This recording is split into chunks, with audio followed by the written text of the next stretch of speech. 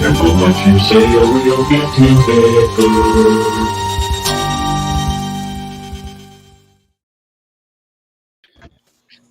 Oh, I know, I do the same. Hey, John. Rocking out. Hey, Bob. Rocking it out. Yep. Yeah. Well, Head welcome. bobbing. We have a, oh, look, I got it right. Fourth, damn it, tortured soul tonight. So, What's up? Oh, look, I can pick Bela Lugosi's nose. well, I hope everyone's doing okay, and thanks for tuning in. So we do have a guest, JD Sword. Nice. Yeah, we are going to do a special topic tonight. Let him kind of take over with his research that he's done on a publication that you can find on Skeptical Inquirer, the website. And I believe it's also on their Facebook where they've posted it. The title of it is Seized by the Spirit, Temporal Lobe Epilepsy and the Exorcism of Anneliese Michel. And just to give a brief introduction into it before we kind of get into everything, this was in the 70s, mid to late 70s. I think she was around 24, 25 years old. She was a student at university at the time, began having some, I guess you could argue, either biological mental health problems, definitely some things going on medically. Could have been, which I think, but we'll get into that, but I think it was all medical. But some of the family members and different people in the church gathered together and decided that she was possessed, and began doing exorcisms with her, which I think at some point led to her death. But that was that's another thing, I guess, for the court system, which, you know, we'll talk a little bit about that. There were some people that did face charges, and I think actually were convicted. Yeah. Cool. Yes. So I want to welcome JD to the show. How are you doing, JD? Fantastic. Awesome. How you guys doing? Good. We're doing good. Still Dave? not buzzed yet, but getting there. I started early. I might have to run off for a potty break because this is my fourth cup of coffee in like the first 30 minutes. So I am wired. All right. So what do you guys think, before we jump with JD, what do you guys think about the case? What do you think, Dave? It's an interesting case. There's obviously the battle between science, medicine, and the church. No doubt. There's the highly held beliefs by Anneliese Michel and her family, and what they thought. They're looking at what was discussed in the court. And actually, one of the books that I read, and I actually reread after reading JD's paper, and he started talking about it. And actually, JD was involved in a lot of the discussion, like Tim and Kenny and I normally do. But I went back and reread a book, The Exorcism of Anneliese Michel by Goodman. And the neat part about that book, yes, that's it, JD. What I really liked about that book is the author got a hold of all the court documents, all the notes, all the documents that were submitted as part of that court case. So there's a good part of the book that bases everything on what was available to the court. So I thought it was an interesting read. They talk about the medical side of it. They talk about the exorcism, the possession side of it. And there's a lot of good information in there, and it's not clear cut exactly, what the diagnosis was exactly. I mean, I think we can conclude it was, as JD talked about in his article, there's obviously, seizures, temporal lobe epilepsy. That was there. When you read the book, she didn't, the EEGs maybe at the time, there are a lot. You got to remember, this is in the 70s. Things have come a long way. So if you're looking at it through the perspective of medicine and technology today, things have changed a lot. So you got to realize where they were then. You read the book and it's like, there's times where her EEG showed nothing. And there were times where it showed a little bit of something.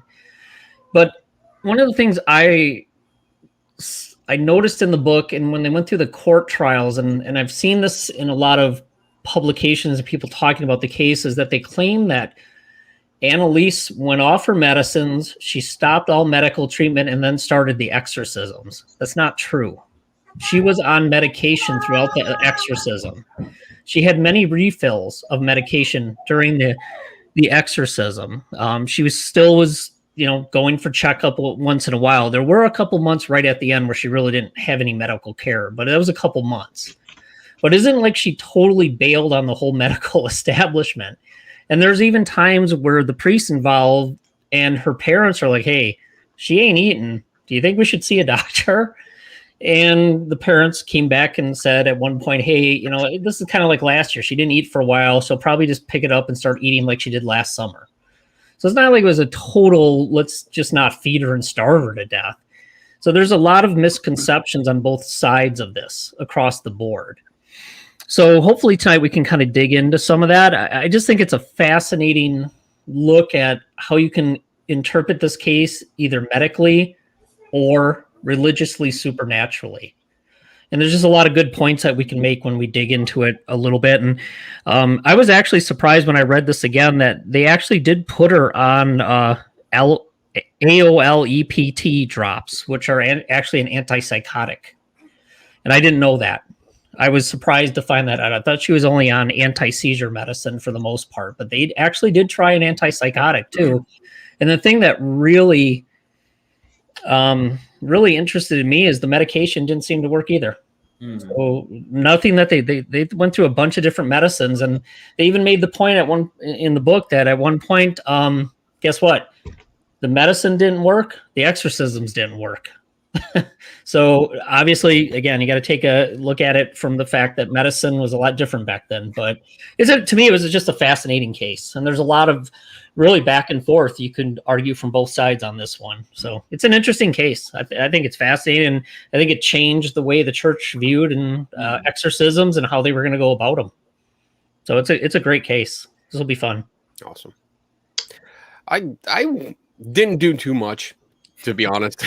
I mean, good, because I got 9 pages of notes, buddy. Good. I mean, when this came up, I really wanted to get into it. I read the article. So I know just from that, and I made some notes based on the article, because I had, in addition to the discussion that was going on between us, that I apologize I didn't take part in too much, just because I was just swamped with other work. Real work was getting in the way, and I really hate when they do that. Because they don't understand. I keep telling them I have shit to do, but they don't listen. But based on the conversation and then looking over the article again, I did make some notes that we can bring up later as we go through it. But I agree with Dave. It comes off as like that religion versus medicine, like science-based medicine versus religion and beliefs. It puts it at odds, and I don't know if that's the way it really was, or if because that's how I perceived it from reading the article, reading what you guys were writing, and just from reading other cases of alleged exorcists. It just comes off that way. And I think you're right, Dave. It's that it's a sign of the times. This is we're talking 1968 to 1967, so primarily in the 70s when this happened. So you had these archaic rules that were going with the church, and I think JD, you mentioned something in the article about like there were rules against recommending medical attention for subjects that they thought were possessed, which I have a huge problem with. I mean, huge, because you're talking about a priest now that is influencing, probably has more influence than doctors that are non-existent at the time. But I mean, now it contradicts because Dave says she was on medication throughout most of the things. So now I'm confused. But Well, the specific rule was that issues of prescribing medication or kind of seeing to a person's physical well-being was something that was supposed to be left to the physicians. right, So part of the defense of the two priests in the case, the one, I think it was Father Alt, said, I never had reason to believe that her life was in danger. right, Mhm. If I had, I certainly would have, acted and sought medical help. The other priest, who I think his name was Father Rentz, I don't have the article pulled up right now, and there was a lot of different priests, a lot of different fathers. right. But the other priest that was on trial was the one that, and I don't know if this was really his defense or if it was just kind of a comment that he made that really didn't work in his favor. But he had specifically said, well, we were following the rite of exorcism, and it specifically says that's not something we're supposed to concern ourselves with. That's something that doctors are supposed to. And that is what I took issue with, like really bad, because I mean we've talked about this kind of stuff before, exorcisms, homegrown, like backwoods kind of exorcisms and what they do, and that just fell right into it, where it was almost like, we're not dealing with the medical stuff, that's for doctors, but we're dealing with the spiritual thing, and this is spiritual, so I'm in charge. And I mean, that's what bugged me. The really tough thing about the case is, she, and I don't know if laws in Germany are the same as they are in the United States, but I presume they are because of how people talk about this case. She was 28 years old, 24, 28? 24. 24. Okay. Mhm. When she died. So she was legally an adult, So then the question becomes, was she of a sound enough mind to make the decision to kind of, stop medication, stop eating, not want to be admitted to a hospital? Was she mentally capable of making decisions for herself? She was never, was she true or false? She was never diagnosed as being mentally incapable or psychotic.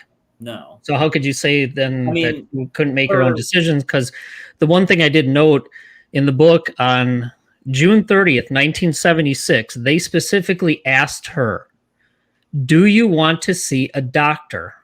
She said no, because she said at the time, I guess she was lucid.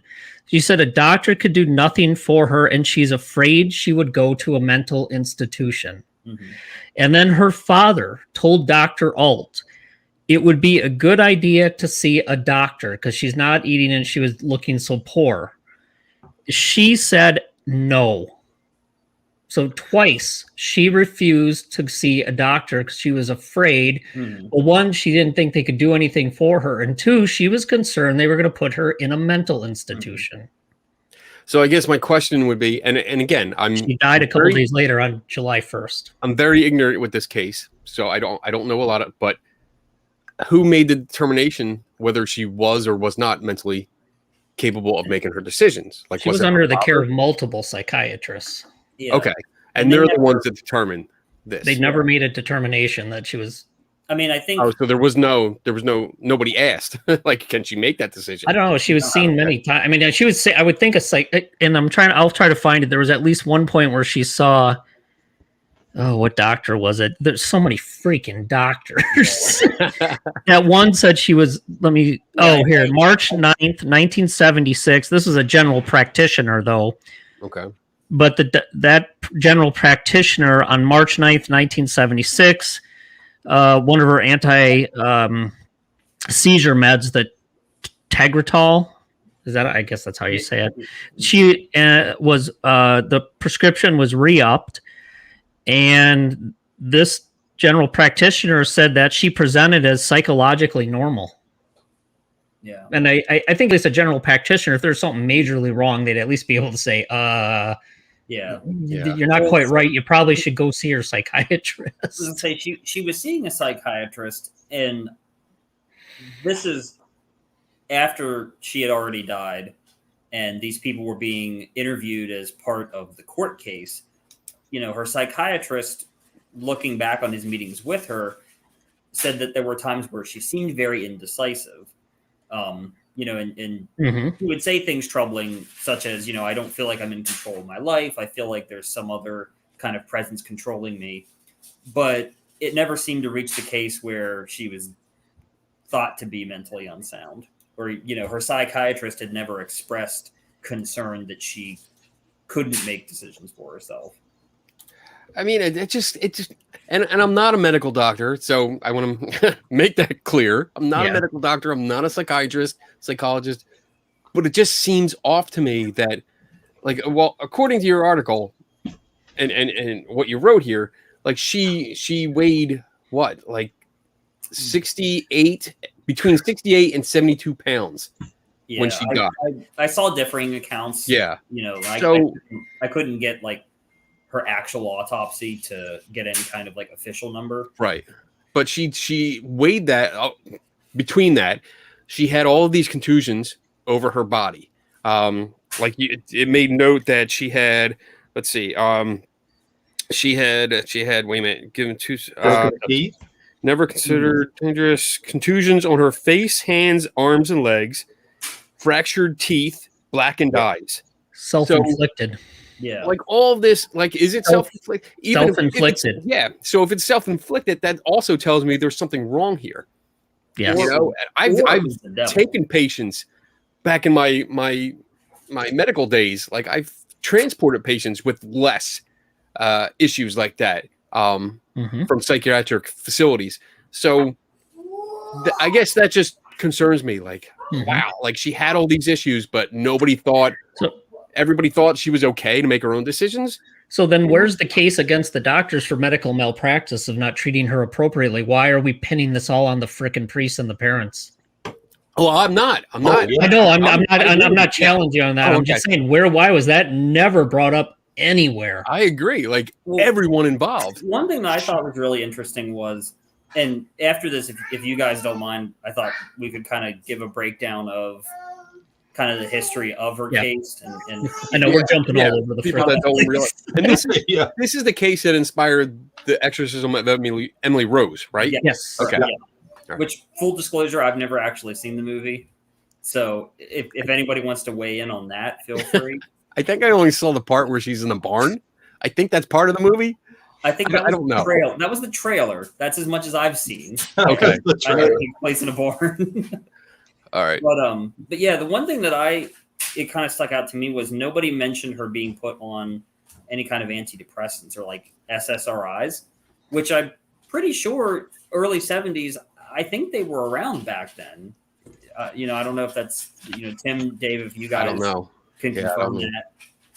But, you know, a lot of the kind of symptoms that seemed to trouble her the most before the exorcisms kind of began was like a very severe kind of depression and apathy. Around the time, I think the same year that the exorcisms began was the year that she had entered into college, you know, so there was a lot of stress and things about that. And she talks about in her diary having conversations with her parents about how difficult it is getting through class and paying attention, and kind of just getting out of bed in the mornings was a chore. And, you know, to me, it seemed very clear from a layman's perspective that she was really suffering from major depression. And, you know, she was on anticonvulsants, she was on an antipsychotic, but it doesn't seem that there was ever anything prescribed to, you know, treat her for depression. So according to Britannica, SSRIs were introduced in the 1980s, and shortly thereafter, they became some of the most commonly used antidepressants, primarily because they have fewer side effects than I'm not even going to try these words. Anyway, so basically, take away that. is the 1980s. So Okay. she did not have them available then. Okay. All right. So what's next? So Well, we this was a good comment, I thought. Listening to this, I know, I keep thinking about going back to where was the intervention for her? And you're right. People do have the right to autonomy of their decisions, but at some point, somebody has to step in. I don't know if they had any type of protective services for people with right. Mental health or suspected of mental health or not. But even today, I've been involved in some commitments, not me, but I have been there to work with some commitments for places. And even today, it's difficult to get a commitment in process. And probably rightfully so because of the history of commitments. When a commitment starts, they get a legal representative. They get a person that comes in and does a self-evaluation or evaluation of the person. It is before, a judge or a magistrate, and you have to present. And that person has to be able to, exhibit that they are not going to make good decisions, to put it very generically.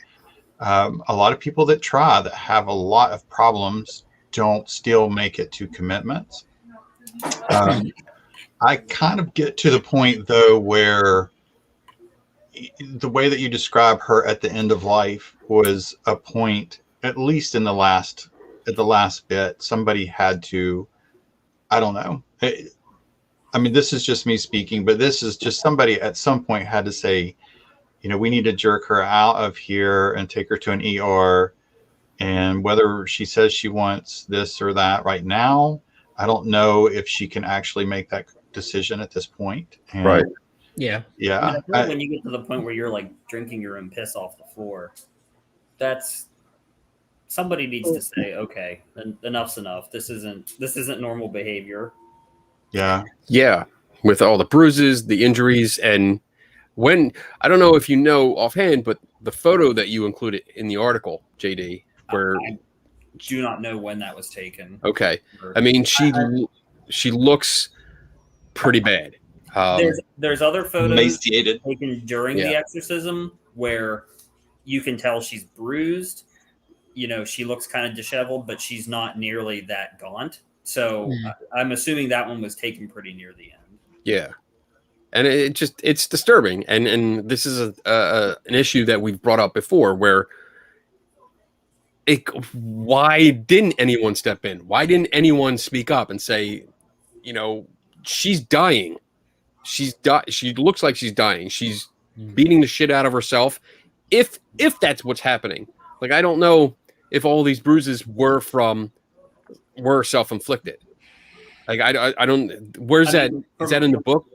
They talk about it, that she did a lot of that to herself, from the smashing her face against the wall, chewing on the wall, slamming her face into the floor. Okay. Yeah, it sounded like it was self-inflicted. Now, some of it could have been from people holding her down, but it didn't seem like they forcibly held her down that much towards the end. I mean, I think at one point she was like restrained to the bed, but I'm not sure. I don't really think that accounted for a lot of the injuries. No, most of them were self-inflicted, it seemed like. Honestly, I think it's 70 pounds. I don't think it would take much more than just that to hold her down. I mean, she probably muscle mass was probably non-existent, because she was still getting up, to genuflect, 600 times a day. Yeah, something like that. Like I can't even do that once. If I remember correctly, I think the autopsy said, when she died, she had pretty much broken both of her knees just from the constant, flexing and relaxing. And then, that seems weird too. The behavior, and you note that in your article, the behavior, how she's concerned with religious topics and the genuflecting, like that's something a faithful person would do. Not that I don't see that as someone who is demonically possessed. That's a So- demon making her do something that Well, would that's- do something I mean, like that's that. the curious thing about about her cases. On the one hand, she supposedly had all these different demons that were possessing her, but then she also believed that she had direct contact with the Virgin Mary. I don't understand how how both of those can kind of simultaneously be happening, unless I've seen other accounts, and this I don't believe was in the book. So this was someone else kind of just saying this, so take it with a grain of salt. But they were arguing that she believed that the demons were there and the Virgin Mary was like permitting this to happen because it was all part of some kind of divine plan to, through her martyrdom, I guess, make recompense for all the bad shit that Germany had been doing, and this is coming right out of World War II. So there's a lot of stuff that, they kind of have to make good on. And I mean, that seems to be something that Anneliese herself genuinely believed. She was very much kind of obsessed with the idea of what was happening to her being something that some good was going to be achieved through this. Right. I'm not a demonologist, so I can't say for sure, yes, the Virgin Mary absolutely would allow something like this to happen. But We're all thinking of demonologists. Sorry, we all thought of the same person. Sorry.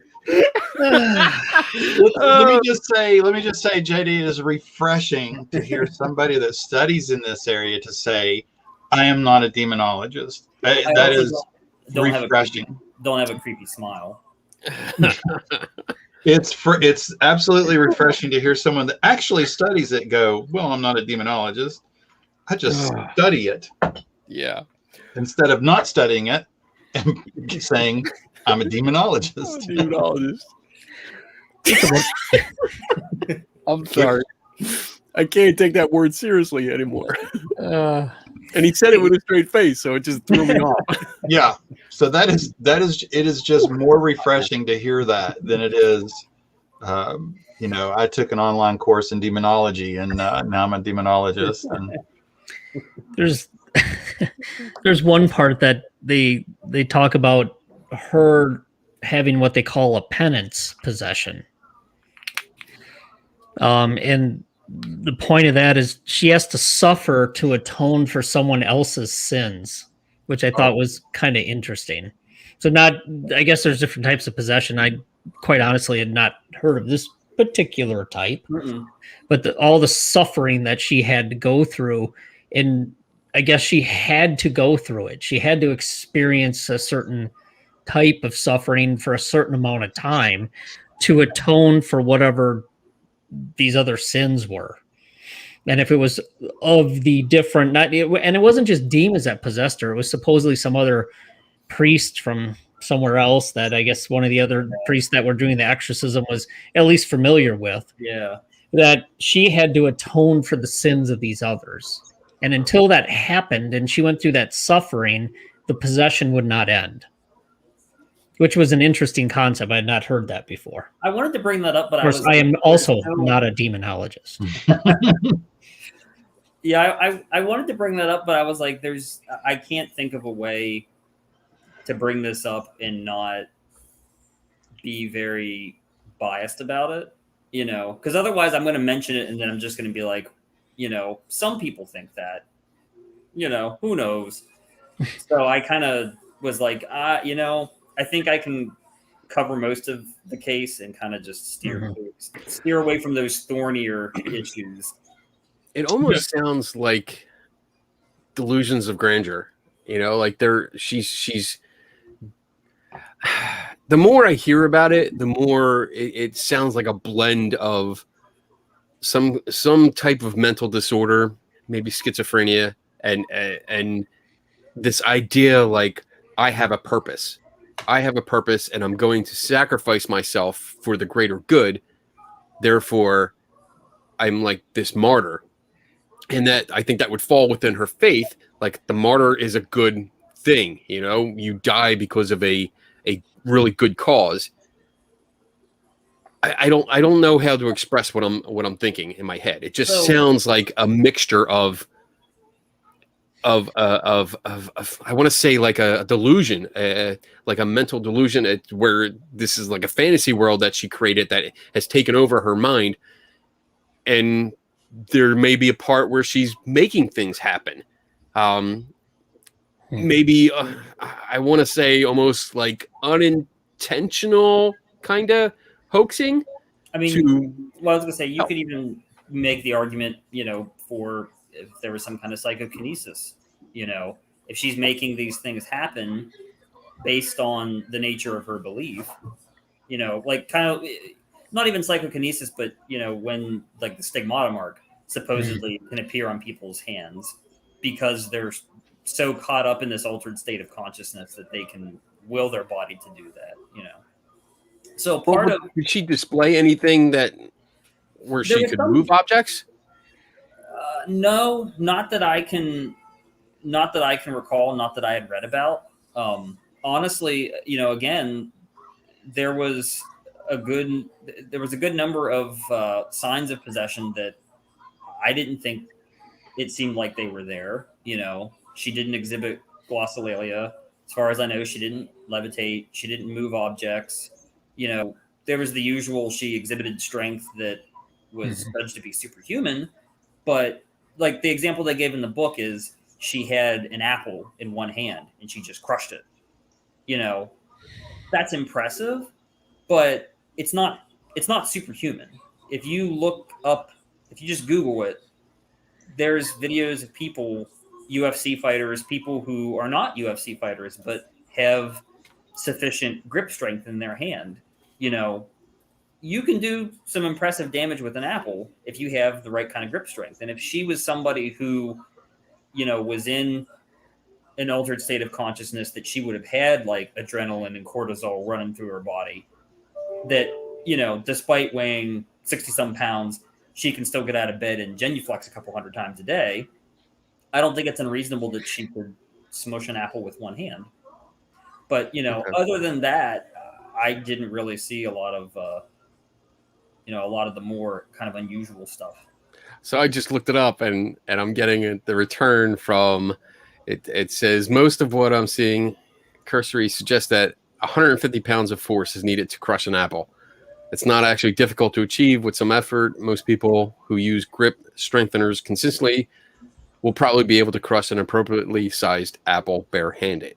And again, one person saw her, her boyfriend saw this and was relating it to, one of the priests or whoever, who then talked about it. So It was secondhand information, and only one person actually witnessed saw it. So there was no way to know, was it slightly embellished? Did she crush the apple to the point where pieces of it flew across the room? Was it cut up? Was it rotten? Was it, Yeah. Or, even if it was just like, if you look at the videos of somebody crushing an apple in one hand, yes, that's impressive, and if you're in a very stressful kind of situation, like, her boyfriend would have been in, to me, yes, I can see how I would believe that was really extraordinary,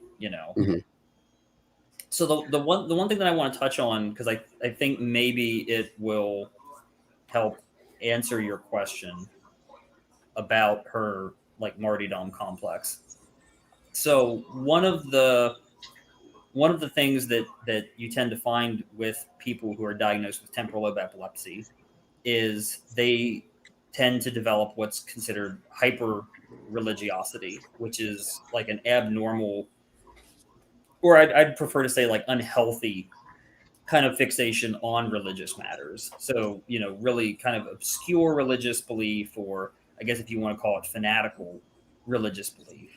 And I think that was definitely on display with Anneliese, because you see as her, as time went on and her condition worsened, she went from being somebody who was just raised in a naturally conservative and very religious household to somebody who had particular interest in shrines in, learning about the lives of saints. And there was one particular saint in the area named Barbara, I guess it'd be pronounced Weigand, who she kind of became particularly interested in. And this person was considered something of a prophetess. She also had visions of the Virgin Mary. So, because Anneliese believed that the Virgin Mary was speaking to her, I think she kind of saw a kinship with this person. Or emulated the story.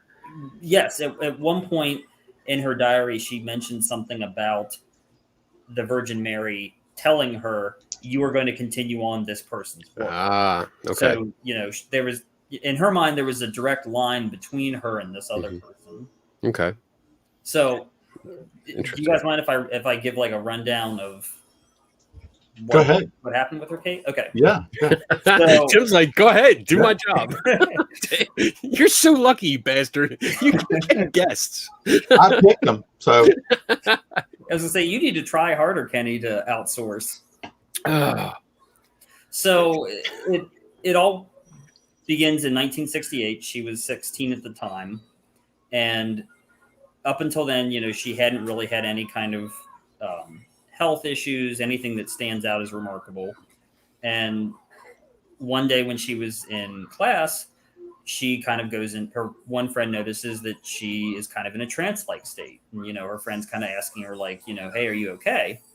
And she kind of brushes it off as, no big deal. I guess my mind was just somewhere else. So then that night, she wakes up in the middle of the night and she can't move and she can't scream. And she's having one of her first seizures.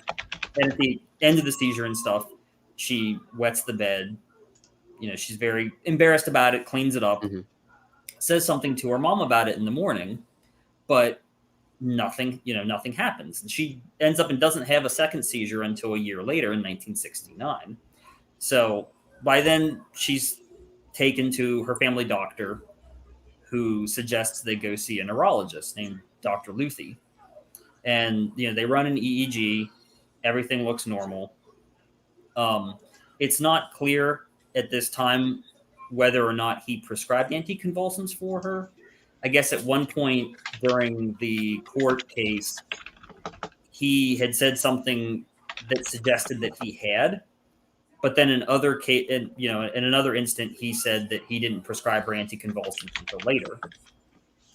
So June 3rd, 1970, she ends up and has her third seizure. And this one's interesting because she was in the hospital she had contracted pneumonia, tuberculosis, and she had been in there for quite some time. She was, really miserable being separated from her family. Yeah. She has this third seizure, all the same symptoms as before. But then about a week later, she was praying the rosary one day and she mentions this really unusual experience where it seemed as though like her senses were all heightened. Everything kind of took on this, kind of like grandeur.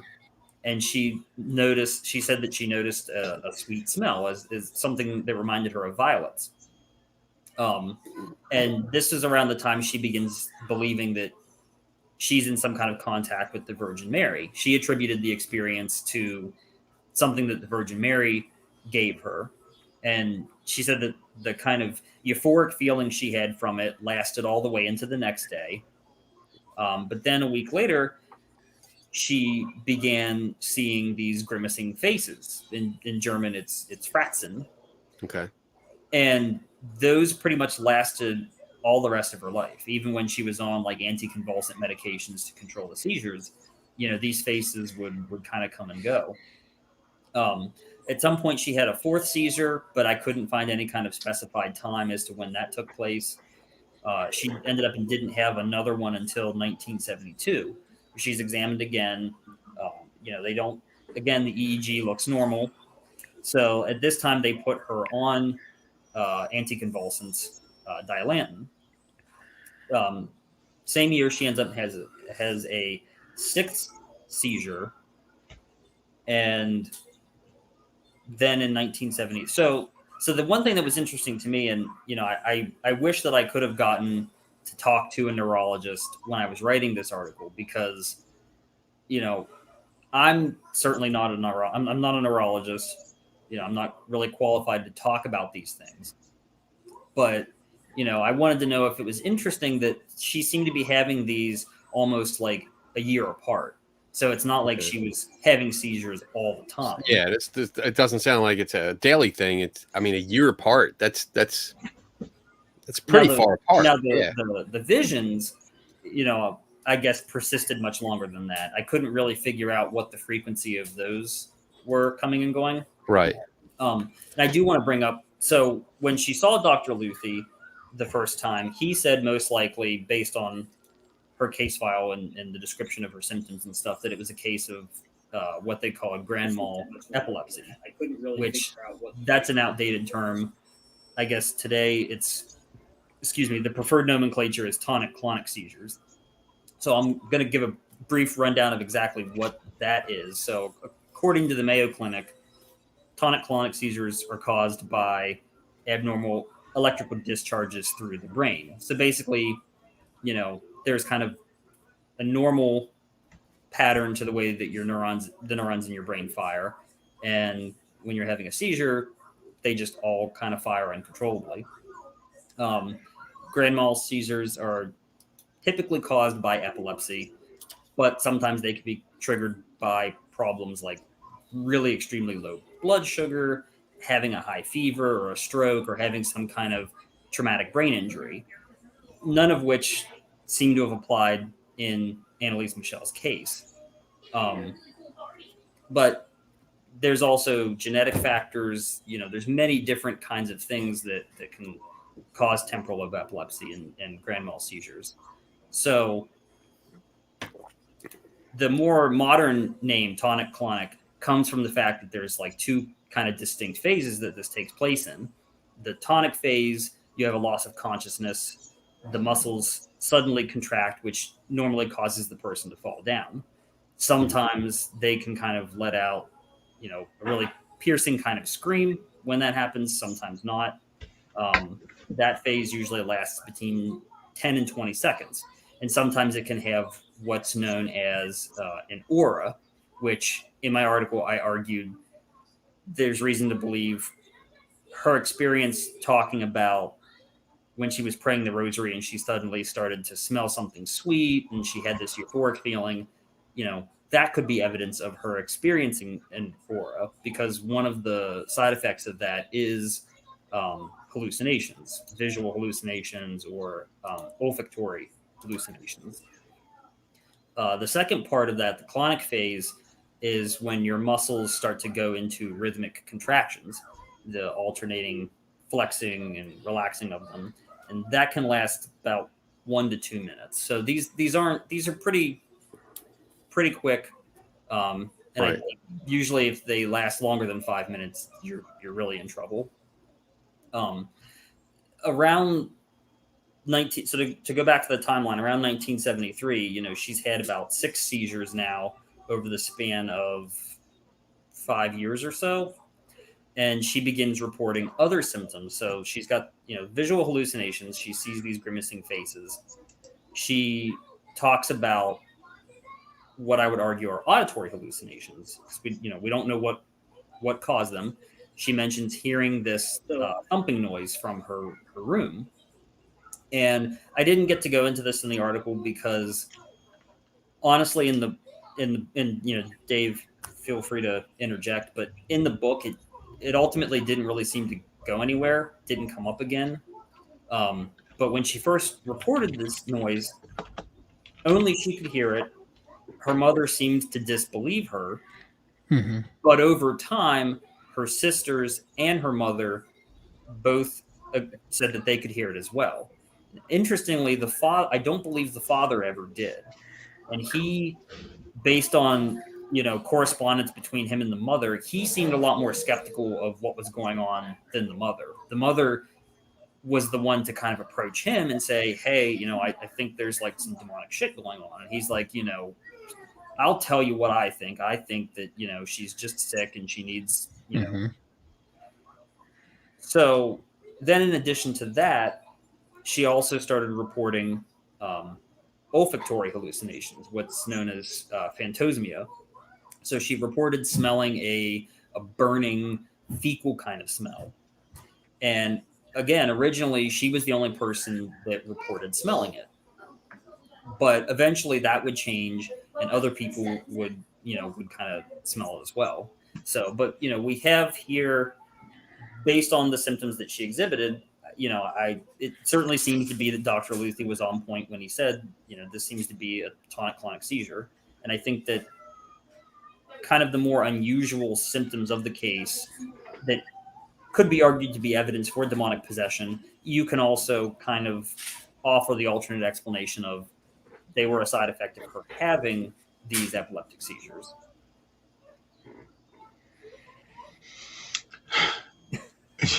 You're on mute. You're on mute. Sorry, I was busy addressing something. That's a lot. Wow. It really seems like she had a lot going on, a lot more going on than what people were aware of. And I don't know if that's a combination of lack of medical attention, or if there was, I don't know. I don't know. This is very hard. Again, I have some background, but not all the background necessary to look at this and say, oh, all right. And I don't have all the documents in front of me. I certainly won't jump to the conclusion that she was absolutely possessed. But I would say that there are a lot of things going on, and I don't think she got the treatment that she needed. I think she was getting archaic practices. So how the idea? Go ahead. No, go ahead. Well, I was gonna say, so how the idea of, I should have addressed how the idea of possession came about, because it didn't, it wasn't just that this was going on and her mother was like, oh, I think she's really possessed, Joe. She was having a really tough time. Mostly, I think from what I've read, from the accounts that I've read, it seemed like the anticonvulsants worked and her seizures did get under control. There was a long period of time where she didn't report having any, but her mood really suffered. Nothing, like the medications that she was on, nothing made the faces go away. There was the olfactory and the auditory hallucinations that she was having, and she was generally kind of depressed and apathetic about things. So her father had suggested she go on this missionary trip with a family friend who was also kind of an influential person in their church. And I should also mention they were part of a kind of particularly conservative Catholic church in Bavaria, and this was around the time that the Vatican had just gone through what's known as the Second Vatican Council, which is basically the Pope trying to say, hey, nobody really cares about us anymore. We need to kind of make this church hip and cool and sexy. So let's get some modern reforms going here. And Anneliese's family and the kind of church that they went to were very conservative in the sense that they kind of frowned on that. So she goes to this pilgrimage trip, and while she's there, she can't enter the shrine. She won't drink the water, which supposedly has like miraculous properties and shit. But honestly, she literally said something like, that's a different show. She literally said something like the water stinks, and I'm thinking, well, probably, if it's a fresh spring that like hundreds of thousands of tourists are coming by and slobbering in all the time, like, it probably stinks, and I wouldn't drink it either. But anyway, so the family friend that she was with, she sees all this and she's like, I think this looks like a case of possession. I think this is like the devil's work. And to go back to it almost kind of seems like it's the point that I'm getting stuck on was I really couldn't come up with what I would consider a satisfactory explanation for the smell, the odor. Like initially when only Anneliese smelled it, to me, that was like, oh, well, I know that people experience hallucinations when they have epileptic seizures. That's not mysterious. But when other people started reporting the smell, then that becomes a little more, head scratchy. How can we account for that? So when she's on this trip, this is Father Alt telling the court that the family friend, Frau Hein, told me this. She said that when they were on the bus, the bus stunk and everybody on the bus complained about it. So all that taken together, the family friend Frau Hein was the one who first proposed the idea of Anneliese being demonically possessed. And as, time went on and her condition didn't improve, even though she was seeing a psychiatrist, she was on anticonvulsant medications. Well, wait a minute. We said that conditions did improve with the anticonvulsants. Her seizures, but her mood got worse. She was more and more depressed. But some of those medications, hold up. Some of those medications, they go through at the end of the book and they say some of those medications can lead to depression. I think Tegretol. Yeah. So that's the one thing I know that your article did not address, the side effects of some of those medications. Damn it. Right. I had that in my notes. That they did not, and that's one of the things they also did not address in the court case. Right. Is that a lot of these side effects and some of the other things that she was experiencing could have been directly a result of the drugs she was on. Right. Which I thought was interesting. The other thing that I want to just kind of take a pause because you're dumping a lot of information and there's a lot of really good points here. There was a period of 2 years that she was free of seizures while she was off the Dilantin. So I wish the one thing I really don't like about this book is sometimes they don't give the dates when they talk about certain sections of it. Mm-hmm. But on page 190, there is a point when they're talking about the court case that they correct. They talk about the testimony of one of the expert witness doctors that they bring in, and they correct it and say, listen, this guy made this testimony, but that's not true. There's actually a period of 2 years when Anneliese was off of Dilantin that there were no seizures at all. And then, to me, it's really interesting that in the spring of 1975, Dr. Schlepp, whatever the name is, He fucked up a name. I'm not going to flip you off. I'm going to give you a thumbs up because, yes, we do fuck names up on this show, and that's what we do. The Tegretol, they had an EEG. It looked good. And this is page 69 of the book. The EEG looked good. The Tegretol was renewed. They gave another script for that. But the doctor said the medicine probably would not be needed in another 6 months. She's doing good. And then by the summer of 1975, there's a transition point, and that's when it goes downhill. So explain to me how she's doing great. The doctor says, hey, EEG looks good. We're going to renew the prescription. You probably won't need to be on it in another 6 months. And then it all goes to shit. So I'm getting a lot of conflicting information because the doctors are like, okay, she's doing fine. And then it goes to hell. There's a period of time where she wasn't on medicine and she didn't have any of these problems. So it seems like there's definitely at least a disagreement on what was going on medically with her. It wasn't always bad. It wasn't always good. It wasn't always the medicine. And it wasn't the fact that the medicine was, why wasn't, if this really was seizures, I guess the one thing I didn't have a chance to do is look into what is the efficacy and the percent of success with these medications. And why in the hell did they keep prescribing them if they weren't working?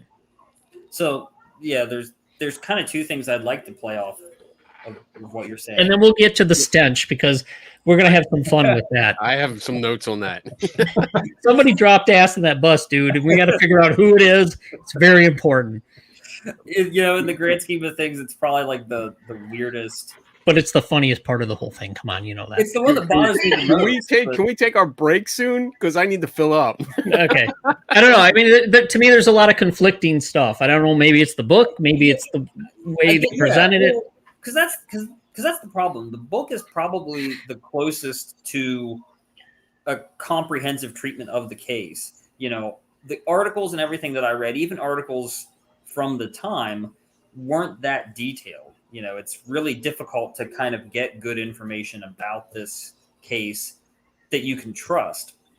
And the one thing that kind of wasn't clear to me was, you know, especially towards the end when she was starving herself and she hadn't yet ceased medical intervention, you know, it struck me as weird that, you know, to your point, none of her doctors seemed to think that she was on a downward spiral, that they could have intervened soon enough, you know. Yeah.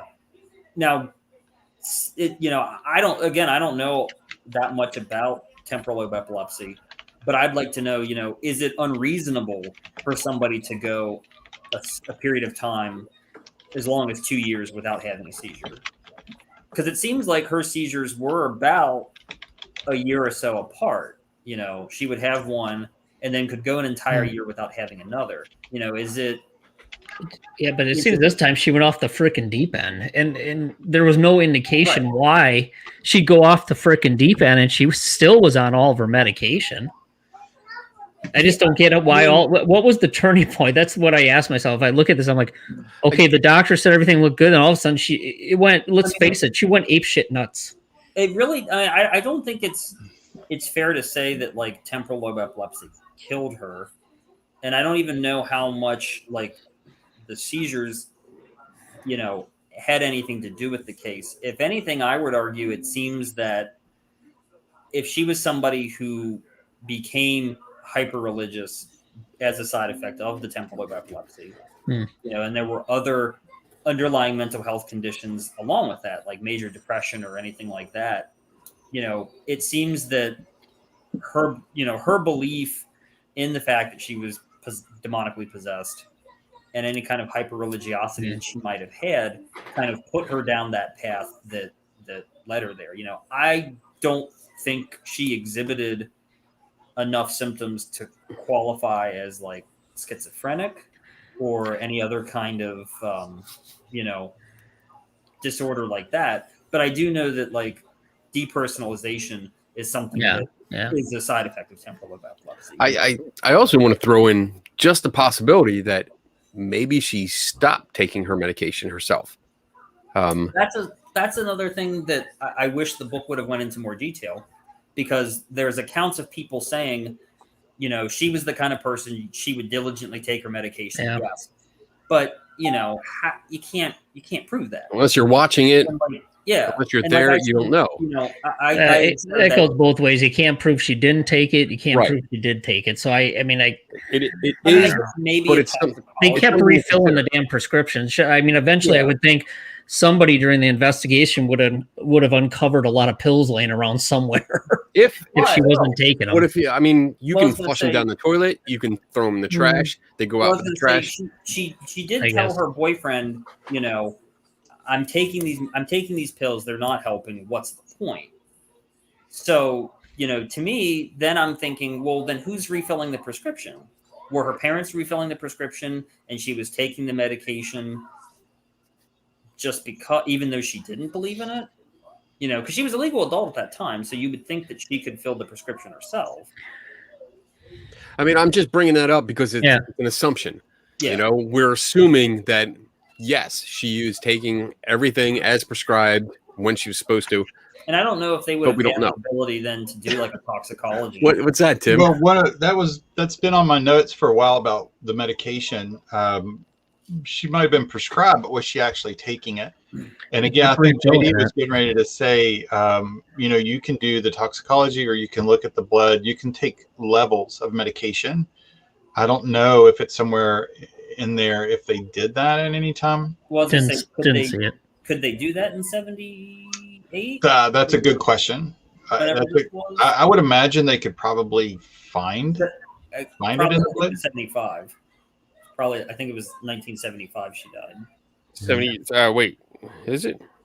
I thought it was 76. I don't have the article in front of me, so she died. She died July 1st, 1976. Okay. yeah, I don't know if they would have had the ability to do like toxicology reports back then. I don't know. That was But, I on mean, my, at the that very should be beginning. part of the. If there was an autopsy report, there should have been. I would think I hadn't It read was not anything noted about- in the book at all. Yeah. And it was not noted in the book, and the Oh, book okay. was based on the court case files, which I would assume if they had an autopsy that had drug levels in it, I would really assume it would have ended up in that book somewhere. yeah. But That's interesting. that's not 100% for sure. I mean, today that's one of the ways that you can test to make sure that you're using the correct amount is just by the level in your system. Right. I mean, that came up because I go back to an unrelated case, but a mysterious case, the Eliza Lamb, the mysterious death of Eliza Lamb. Oh God, I'm brain fart. There was a toxicology report. A what? Shut up, bitch. They did an analysis of her blood. Spit it out, bitch. Damn it. They CSI'd that shit. She had specific medications that she was on that they weren't sure if she was taking or not, and they eventually actually found that she was not. That there were extra pills in her cases, and actually, like after a refill, she had way too many pills. So her report indicated that her levels were off from what they should be. So, I mean, yeah, again, I don't know if that was included with the autopsy report in '76, and I don't know if they would have tested for that. I would hope so, since, I mean, when she was discovered, when the doctor came out to pronounce her dead officially, and he was like, no, something's wrong here, I would think that would have sparked some kind of investigation in that. So I don't know. Now I'm interested. Now I want to look up and see if I can find the autopsy report. The only note I had from the autopsy out of the book was the statements along the lines of the inner organs in the brain looked healthy, no ulcers on the body that would normally be seen with epileptic seizures, and those that starved to death. That's really all they really noted in the book about the results of the autopsy. Okay. Pretty vague. Yeah. I mean, maybe there was nothing else to note, so they didn't spend a lot of time on it in the book. Unless they, I don't know. I mean, does a standard toxicology report?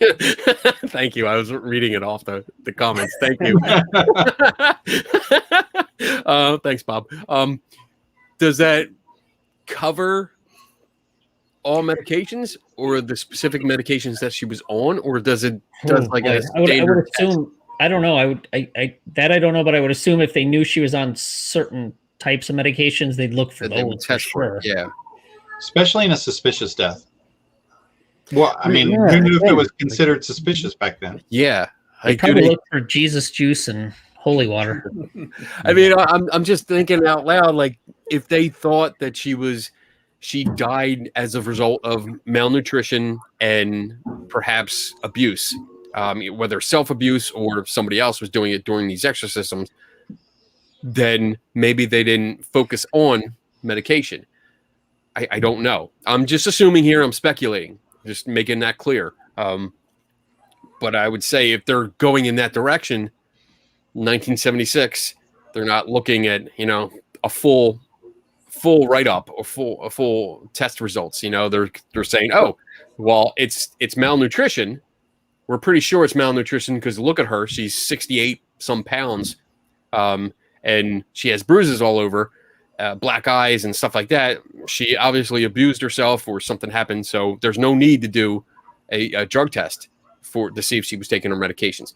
Again, speculation on my part, but that would be one of my things. Like that would be something I would look into if I was investigating this. You need a drink. I have to go to the little ghost hunter's room badly. Like I am like, and you're making me crack the hell up. Didn't help. It almost happened right here on live. You need to exercise some urine.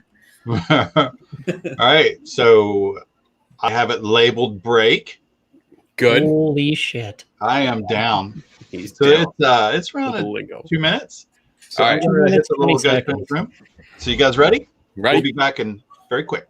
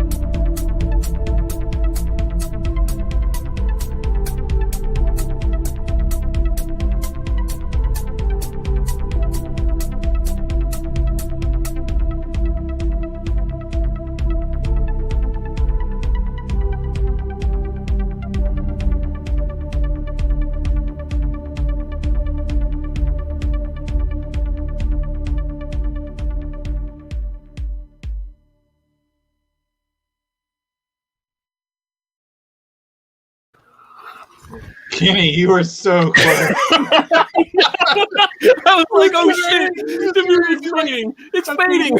You lost. You are. Whew. We need a fucking countdown. Oh, He made it. Gosh. Hey, look, someone noticed that I finally pulled off a break. Strong work, Tim. Strong work. It is work. It is work. I had to label all these open, break, and close. So Nice. I am a professional. What can I say? Whew, okay. Ooh, man, I feel better. Holy cow. I have had too much coffee. All right. All right. Back to it. All right. What's next? Well, I know we were doing toxicology. I was going to try to look up just to kind of see about what they may or may have done. But again, I saw some comments here previously. You know, we're looking at a different country with different. Oh yeah, I keep forgetting that. Yeah, different. I'm sure laws, different cultural beliefs. Different time period too. So long ago, it's who knows. That's a big thing. I kept getting into the mindset that it was 1976 here in America, not Germany. Like that's I have no idea what they do over there. So yeah, that and total changed the game. Total different culture too. So yeah, maybe even questioning a death after. You know, I don't know, questioning a religious death might have been just a complete taboo and considered disrespectful. And I mean, it might have been one of the things where someone might have just popped on and said, she's passed, let her go. She's with her, whoever she wants to be with, and just let it go and not dig in and open sores on her. I did see where they did the autopsy though, which I thought was really fascinating. Did you get into that, JD? No, I didn't. I ended up watching, I guess, kind of a short biography. It's the one that you pointed out. They actually had some of the people that were around, and they had some live interviews. But I think I can't remember who it was. Had said that they had a vision or a dream and kept having dreams that she was still preserved in the casket. That qualified for an exhumation, which I thought was really low. Having an exhumation, it makes me think that there was another reason, but that's. I think they also said, they were relocating her body, but if I recall correctly, I think her parents also believed that her body would not have shown signs of decomposition because it was purportedly like a miracle or something along those lines. And when they exhumed her body and stuff, I don't think her parents were permitted to see it. No. And yeah, it's Bela Lugosi Dracula on my shirt. And the police weren't allowed to see it either. Yeah, I remember that. The parents weren't allowed in, but still, an exhumation is pretty. You got someone wanting in?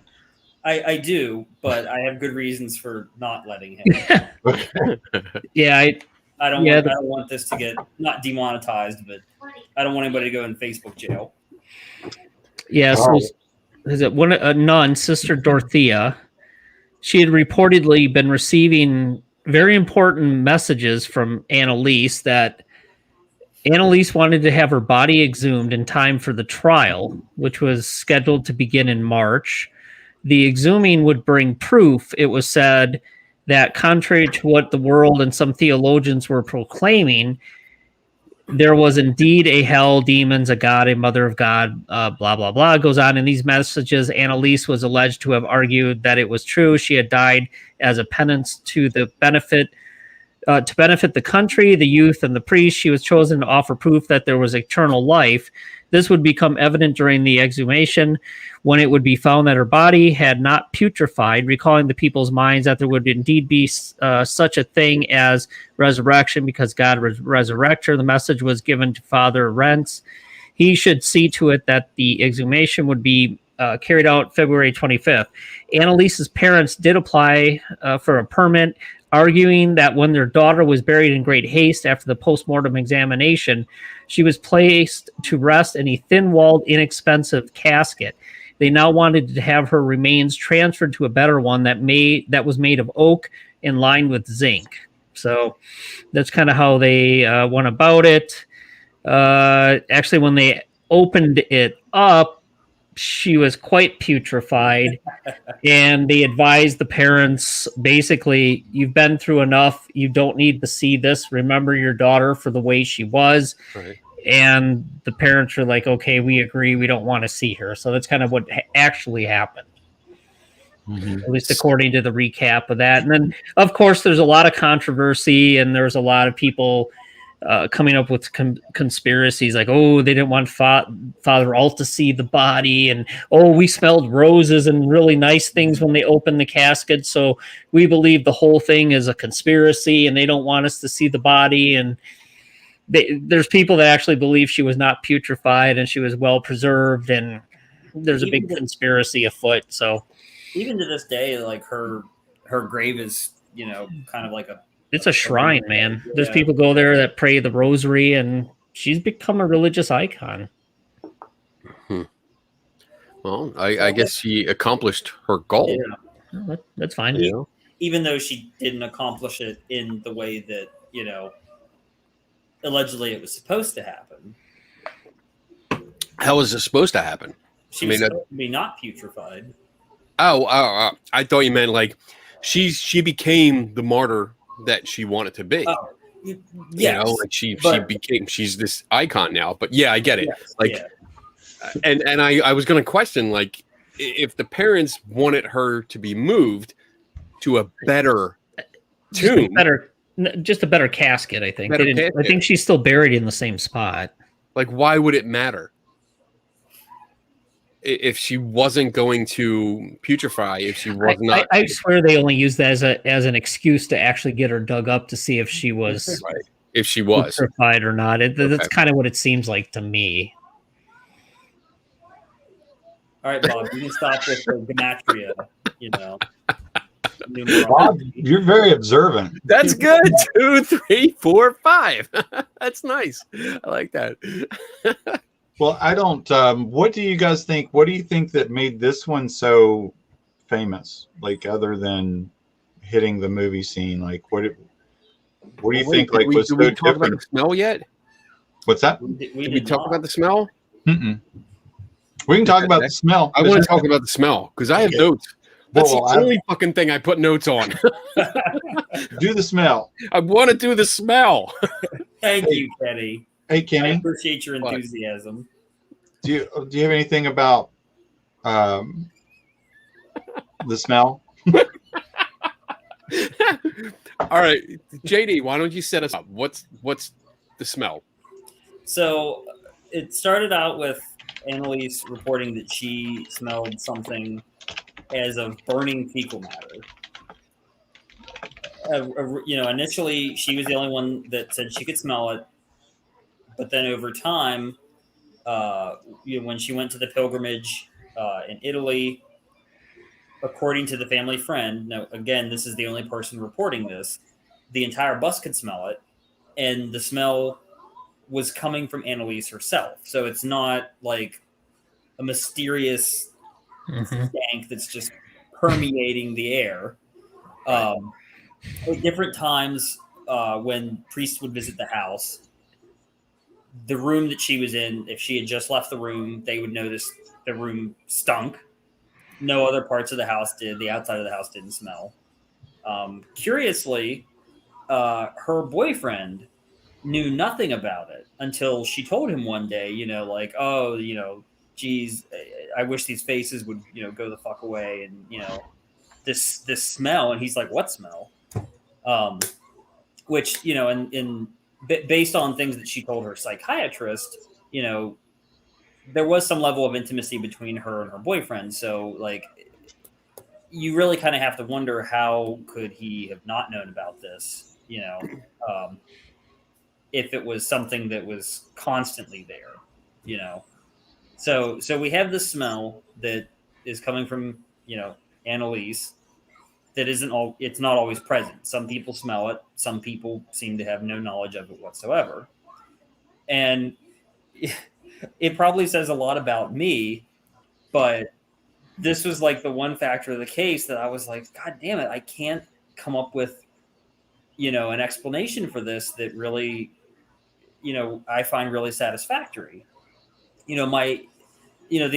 obvious hypothesis is it's demons, but if we don't want to jump to that conclusion, I'm thinking, well, if it seems to be that it's coming from her, kind of the obvious answer is, could it be some kind of really bad BO? So I was going on the hypothesis that, we know that people tend to sweat more during times of stress.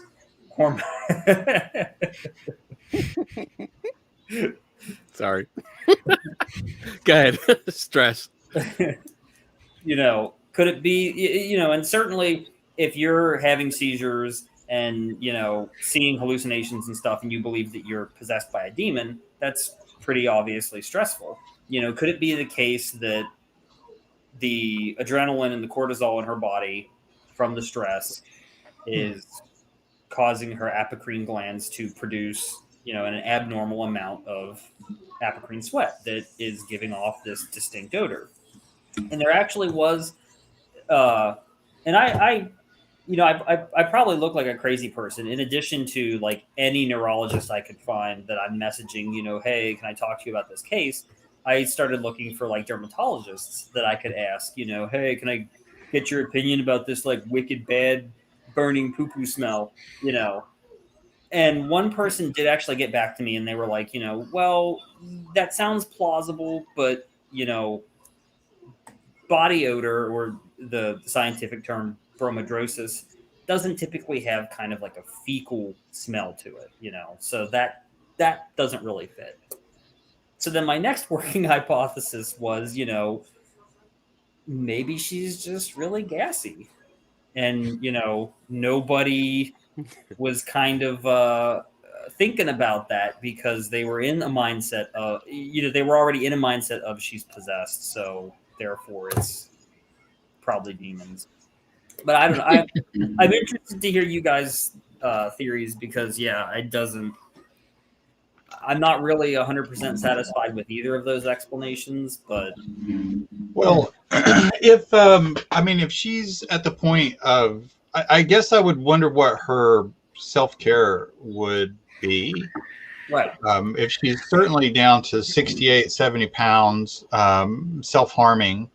I don't know and I don't know where this was in the middle in the. So this went on for a couple years. Yeah. I don't know what her self-care would be, and maybe it fluctuates. I know there's manic phases and then there's depressive phases. I don't know where she would be about that. Yeah. My thought on that would be, Tim, that if she's not taking care of herself, that smell would tend to be around her all the time. It wouldn't just kind of be around and not around. To me, I'm not sure the BO and the body sweat thing would be it either, because again, to me, that would probably stick around more. And it would kind of stick in your clothes, and you might smell it more often when she's around. So if anything, I kind of am leaning towards JD's gas attack hypothesis. Sure, yeah. Some people fart when they're nervous. Maybe if you're really stressed and you're having, attacks, periods where you think that you're getting attacked by a demon, it's very stressful. I don't know. I mean, there's even a point in the book on page 82 when everything starts to go bad, starting in the summer of 1975, they make a point that I think it's her friend or her sister that they state she was kept clean, hygiene, that they would bathe her and try to keep her clean as best that they could. And, JD, you did say too that her and her boyfriend were at least somewhat intimate, that you would think he would have mentioned it if she was a very dirty person. And the interesting thing is, there were the horrid smells, the fecal smell on the bus. Everyone smelled it. It didn't stick around for a long time. Then there's the point of the priests. At one point, there's 3 priests, I believe, discussing her case. This was made on page 47. And those 3 priests smelled the stench, and she wasn't even around, which who knows what's going on there. And then, I think there's a couple other points where smells are noted by others, I guess somewhere on page 100. Yeah, Bob, of course you farted during a yoga session. You're possessed, Bob. You're trying to force the demons out. Nobody... the only way I can explain Bob in yoga pants is if he's frickin' possessed. And then there was the car van stench. I mean... So we have to talk about that one. And did you write the page number down? Because I'm terrible. I believe I did. It's page 159. Okay. Because I know I chatted it to you guys because I was so happy when I found it again. Yes. So she's riding in the car. She got picked up by the family friend, the one who initially proposed that she was possessed. So she's riding in the car with this friend on the way to the train station. And she says, we were almost there when she, referring to Anneliese, said, watch it, Thea. In a moment, there's going to be a strong smell of something burning. And it did happen right then and there. I stopped the car because we could not stand the stench. I had to open all the doors of my Opel Caravan. We waited about 10 minutes, then we drove on to the depot. When I read that, I literally turned to my wife and I was like, holy shit, she just busted ass. She just busted ass in the car. Hold on, JD, I'm going to correct you. That was not a holy shit. That was an unholy shit. Unholy shit. Oh my god. Oh, Uh, it does. It does sound like she dropped a little ass there. So- My thought, Dropped a little again, I'm not a doctor, but as soon as you mention fecal matter, I'm thinking either, this is somebody who has a poor hygiene, which I wanted to be which the book doesn't really, other than the part where you talked about her one sister cleaning her towards the end, it doesn't go into what her daily routine was like. And I wanted to try to be as charitable to the family as possible, and assuming that, if she was not taking care of herself and was kind of just sitting rancid in her own filth, they would not have jumped to the conclusion that it was something demonic. It would have been very obvious. Well, she hasn't showered in a couple weeks. It's no mystery where the smell is coming from. But, when I read that, I was like, well, I don't know. That really kind of sounds like, and the fact that there's a fecal note to it, to me, that indicates something digestive. So if it's not something that's on the outside of her body, the next logical explanation would be that she's kind of just letting them go. So, all right, I have notes on this. I'm very excited about this, but I kind of agree with some of where you guys are going. But the thing that stood out to me was how it was described. And I'm only going off the quotes in your article, JD. So the use of the word "or." When you look at, I gotta put my glasses back on so I can read this. So it was either like a crappy smell or a burning smell, and I don't see those two as interchangeable. I've never heard someone. I've never have been in an experience. Let's try to put this as delicate. Word it carefully, Kenny. Word it carefully. Somebody farted, and someone else says, "Hey, what's burning?" I've never heard that before. It's always been like, "Oh man, who the fuck did that?" To me, these quotes are targeting two distinct odors. It's two different ones because they're saying either, like, the first quote you have here is, let me see. In addition, she started smelling a hard stench not perceived by others. Let's see. Oh, so as later it was related, Anneliese exuded a stench like Fräulein had never smelled before, like fecal matter or something burning. And then later, there's the Father Herman, who apparently met Anneliese 10 times. He stated, "From her parents, I heard that on occasion she evidenced disrespect towards sacred objects, and there was a stench of dung or of something burning in the room where she was." So, just going on those quotes, like, I get the idea that there's two distinct smells. There's either the dung poop smell, which would come from a fart, or there's a burning smell. And as I kept reading, something really stuck out to me that, let's see, where is it? It was about the room. Let me see. Occasion, however, symptoms, apartment, until she mentioned how it plagued her. It's something about they walked into a room and it was said that, wait, let me see. No, I don't have, where's the quote? I'm looking for the quote where they went into a room and it was like, oh, well, the first quote's about the bus. Apparently it's like everybody smelled it on the bus, but we don't have actually reports. Like, according to the article, we don't have reports of anyone from the bus of what they actually smelled. Air Michael expressly called my attention to it and told me that Anneliese had been in the room just before. Right. Okay. In the other rooms of Michael's home, and on the outside, I could detect no trace.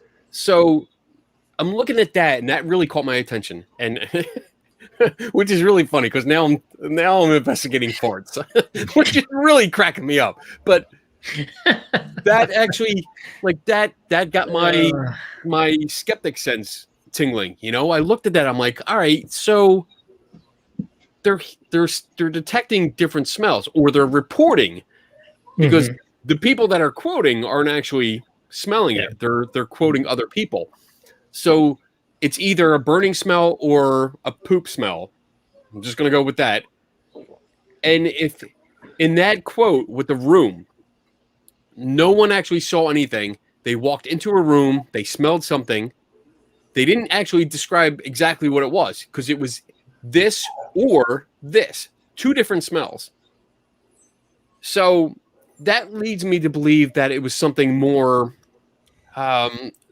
not demonic, not religious, not supernatural. It was either somebody walked in the room and ripped a real good one and then walked out, and it was lingering, because we've all been there. we've all through that experience.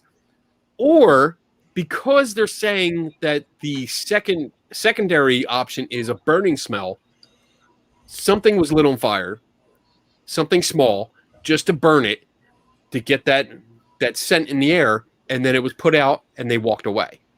No one was in that room. They walked into the room, and it was only said that Anneliese was previously in this room. No one saw what happened. No one knows what happened. They just detected a smell. They don't give a description, an exact description. They give an either or. So that kind of bothered me, where the descriptions are not precise, and it's kind of generalized. It almost sounds like they took a few experiences and just grouped them together for the sake of space in a book, where they just grouped it together and didn't go into detail because it was a minor detail, I guess. So that really stood out to me, as in, like, this is speculation on my part, but my instincts were telling me this was something that was a left behind.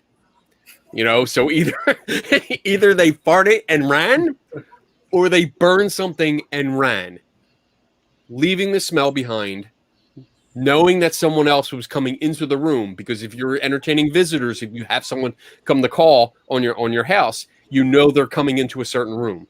So therefore, you have the information to plan beforehand. And I'm not saying this was like a deliberate hoax to deliberately deceive. I think this is something that played into the whole illusion, the mental illusion that was going on here. So I'm not Catholic, so please, Kenny, if you can chime in on this. I'll try. It's been a while. Is it reasonable to conjecture that they may have had prayer candles? If they're a very conservatively Catholic kind of household, is that something? I know in South America, I believe that's kind of a thing. Mm-hmm. Prayer candles with like the different saints. Is that something that they may have had in the house that could have been lit, that could account for the smell? I honestly can't give you a good opinion because I don't know. I know growing up when I was very, very young, yes, candles were in the house. They were used for religious ceremonies. I know that stick call crucifix sets were a thing. That was a common thing, which did include candles. But that was for like performing anointing of the sick. So you wouldn't use them unless you knew somebody was dying. But otherwise, I don't know. I don't know. And especially because we're talking about a different country, different culture. So I don't know. In my house, growing up, I don't remember candles being lit for a religious ceremony, except for like around like Easter or Christmas.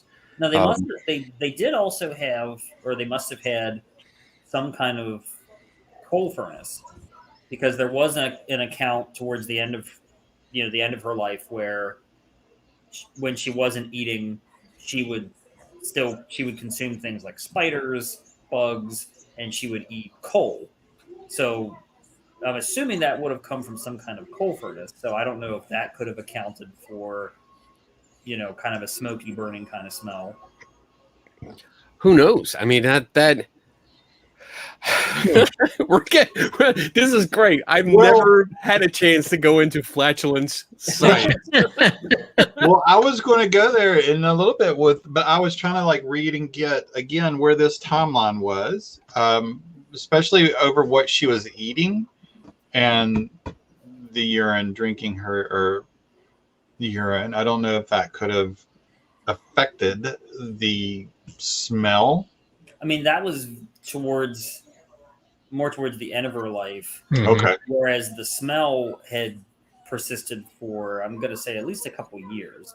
The accounts of that begin much earlier than the exorcism. Mhm. And I kind of wanted to bring this up, but I A, didn't want to sound stupid, B, didn't want to sound culturally insensitive, but I know that some cultures have a lot more like cruciferous vegetables in their diet, fermented foods like sauerkraut that tend to provoke more flatulence.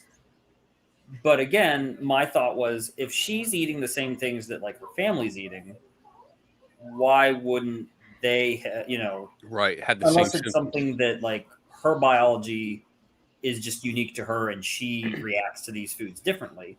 But, it's tough because I want to be generous to the family and I don't want to treat them like they're idiots that couldn't tell when their daughter was just like, busting ass all the time.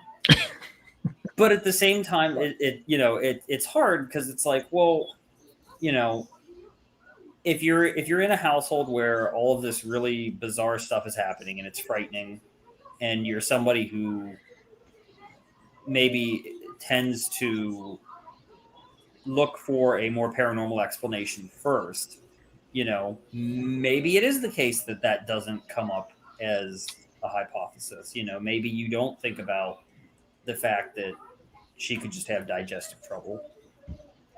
I think that's the trick of it, because you're investigating the case, you're researching it and trying to figure out what's going on, and you want to be polite, you want to be respectful of the family, but we also have to ask the hard questions.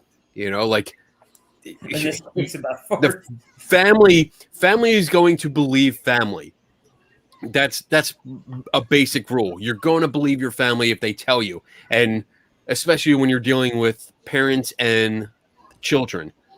Parents have this innate belief, like their children are not going to lie to them, and we've seen many cases of this. The Fox sisters, just off the top of my head. When it comes to this Enfield case, the poltergeist case, I mean, lots of stuff that comes up where, yes, kids do lie. I see it today with ghost apps. Children are using ghost app pictures. They're putting little ghosts in their pictures and showing it to their parents, and the parents are freaking out and sending them to like me, asking like, "What is this? My child is going to get possessed. What's going on?" So I get that idea, but we do have to ask these questions, and we have to bring up these possibilities, even though we don't want to, or we don't want to be disrespectful to the family. We still have to ask these questions and bring up these possibilities. Like we've mentioned earlier that like maybe she wasn't taking her medications the way she was supposed to. We don't know, but that's a possibility that has to be addressed. So even with this, we're talking about a scent that in our culture right now is kind of funny to talk about. But as I mentioned, like there was two different scents, and I don't think, at least for me, I don't think we will mistake a poop smell for a burning smell. It's just it's two distinct smells, two distinct odors. Yeah, and is the burning smell, do they mean it's like a sulfur smell? Because that's obviously what's been reported in other cases of demonic possession. Right. So burning doesn't mean sulfur? Or does it just mean like a burning smell? And is it burnt?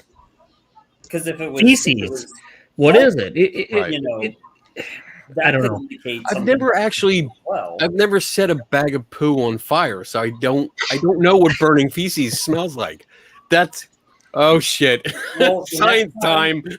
The next time you're cleaning up after Chewy, there's your science experiment. Yep. Oh, I'm gonna go in the backyard tonight. It's going in the book. It's going. We're gonna make detailed notes. You're gonna get a report tonight. We need to get different types of fecal material So who's going to collect the from human different places. Oh who's going to collect the human sample? We Not need it. we Not need it. some feces from a demonically possessed German girl. Wow. That's a very specific. Yes. You guys feel free to try to find that on Well, like, Facebook. here's an example of how, the predisposition to belief. There you go. For science. bitches. Anything for science. I don't know. I mean, Kenny's right though. There's a couple different descriptions if you break it down though. Right. But you would think these people, wouldn't you think they'd be able to tell the difference between normal flatulence and the smell and then something that's so horrid and such a stench? Then I why mean, give two options? Because I saw Exactly. Yeah, that's true. Yeah. I think John had mentioned. Well, I have a couple thoughts about that. I think John had mentioned about IBS Mhm. not being something that they had a diagnosis for at the time, and I thought about that, but I'm not that familiar with IBS, and I would wonder, what the kind of symptoms were, and if they would match on to her experience, because I don't recall reading about her having kind of obvious digestive problems. Right. She otherwise seemed outwardly to be normal. Mhm. Her main problem seemed to be the hallucinations she experienced and Mhm. her mood, and it only became a behavioral problem later. Talking about there being kind of different kinds of smells that are reported, I also have to wonder if it wasn't a case where, maybe one person kind of talked about it first and maybe the most eloquently, and everyone else kind of latched on to the way they characterized it and kind of just kept repeating it, because it also, to me, it's also interesting that they say they give the exact same description each time. It's either fecal matter or burning. There's no kind of, it was a sewagey smell, kind of rotten smell, So to me, it either they were very certain of the smell, or they were just kind of basing it off of a description that maybe somebody else characterized. There wasn't this kind of. And as you pointed out, it was secondhand. It wasn't right. These people didn't. The quoted people did not actually detect the odor themselves. Right. I think. Yeah, they were. Well, no, actually, the one guy. Her Michael received me. Oh, Father Roth. Yes. He's the one that went into the room and claimed that it was filled with a horrible stench of something burning and of dung. So it was both. So that's, oh man, I'm going to be lighting some poop on fire tonight. Man, if I die here soon and they look at my Google, I'm like, what causes horrible smelling farts? They're going to look at my history and go, what the hell was he in? What is wrong with that guy? So colon cancer. Colon cancer is browser history looking up demon dung. I don't think bad smells were the only things, though, right, JD? I think they had some fairly decent flowery smells after the exorcisms. Certain exorcism sessions ended, and she seemed better. There's a couple instances of sweet floral smells. Which might, I mean, I'm going to be honest. I have no explanation for that. Maybe it was the case that, they had been around that stank so bad that when it dissipated, maybe they perceived the lack of the stink. to be more pleasant than they would normally, if that There makes you sense. go. You Yeah. know, but yeah, I honestly don't, I honestly don't have an explanation for it. I also considered maybe it was a case of mass hysteria, but I feel like there's too many instances of too many different people for that. If it was just the family or just the priests that were involved in the exorcism, maybe. But, considering the number of different people that were involved, I'm tending to it not being that. But it is something that's been reported in other possession exorcism cases. I'm Right. curious as to, like, I see the bus incident, but it says as reported.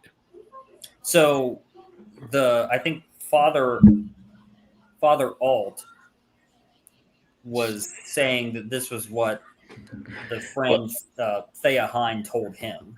Well, So it's coming to us secondhand. Remember, that's all coming out of this book Right. that was based on the court case files.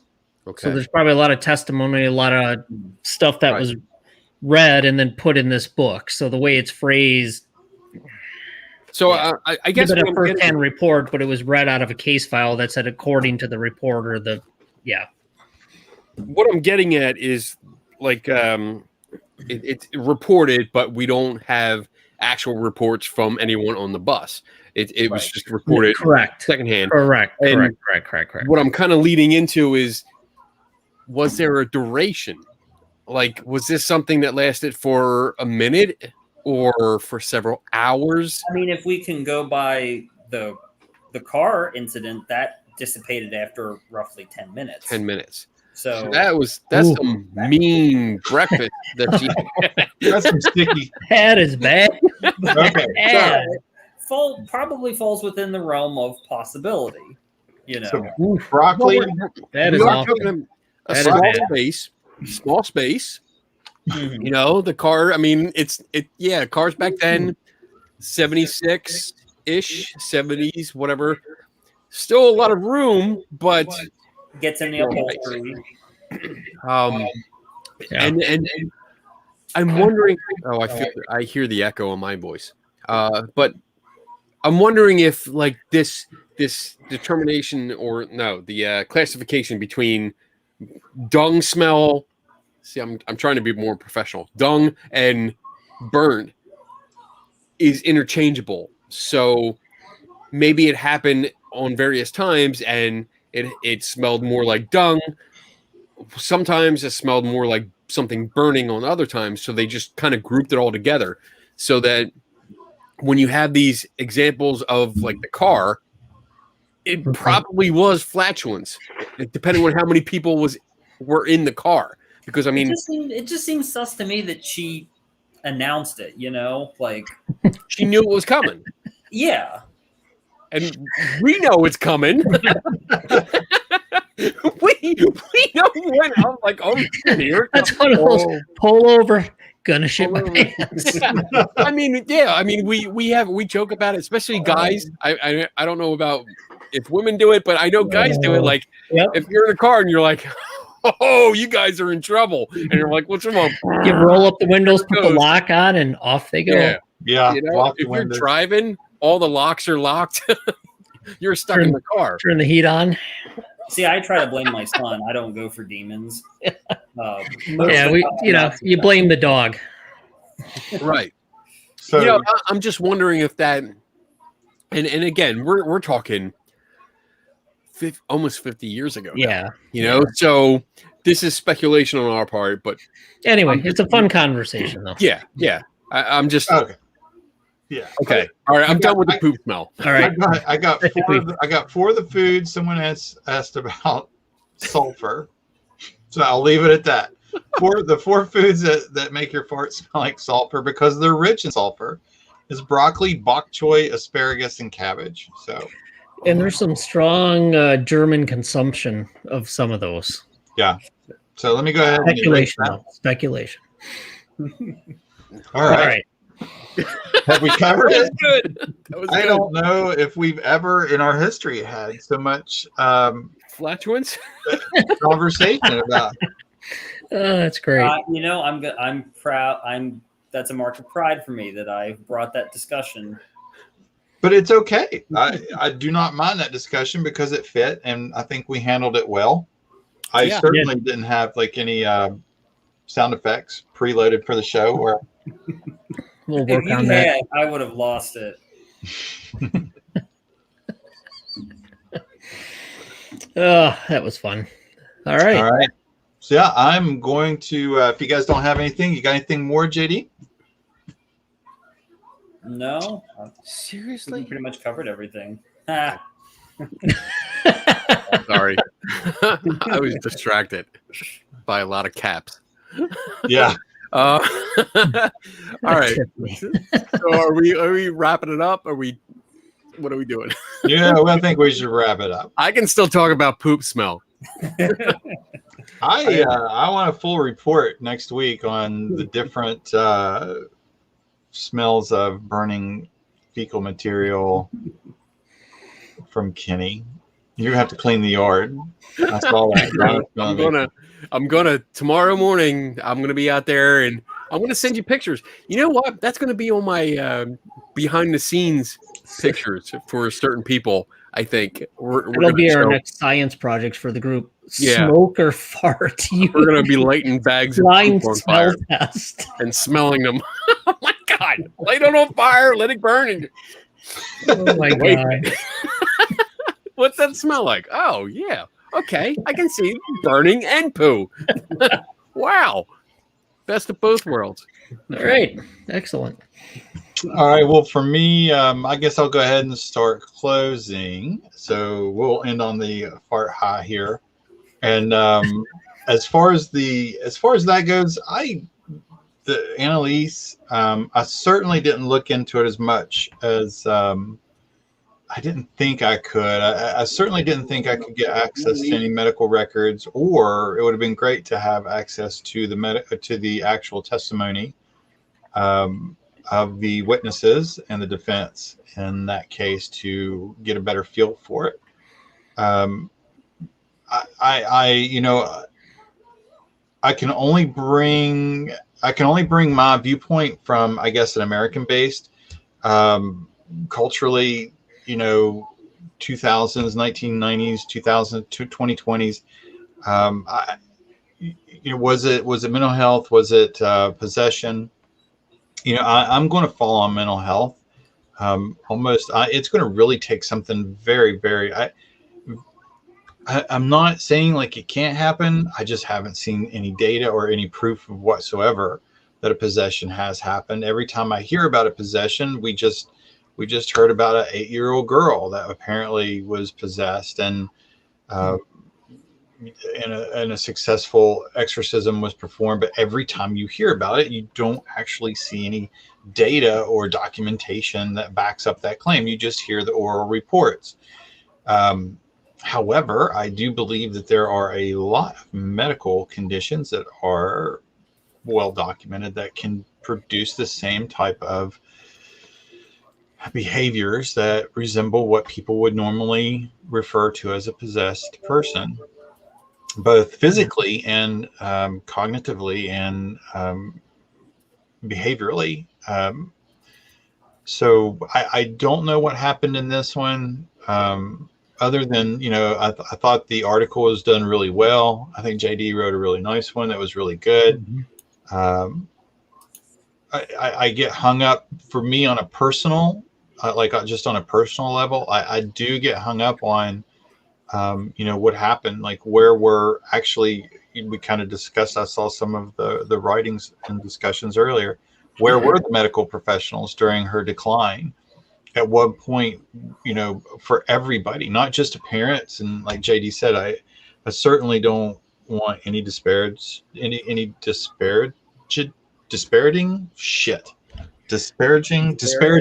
Thank you. Yeah, I don't want anything bad. Drunk. Yeah, I'm certainly not going to say anything bad, especially after losing like that, someone in their family. But it's just not on them. It's on anybody that's come across her during any type of treatment or assessment.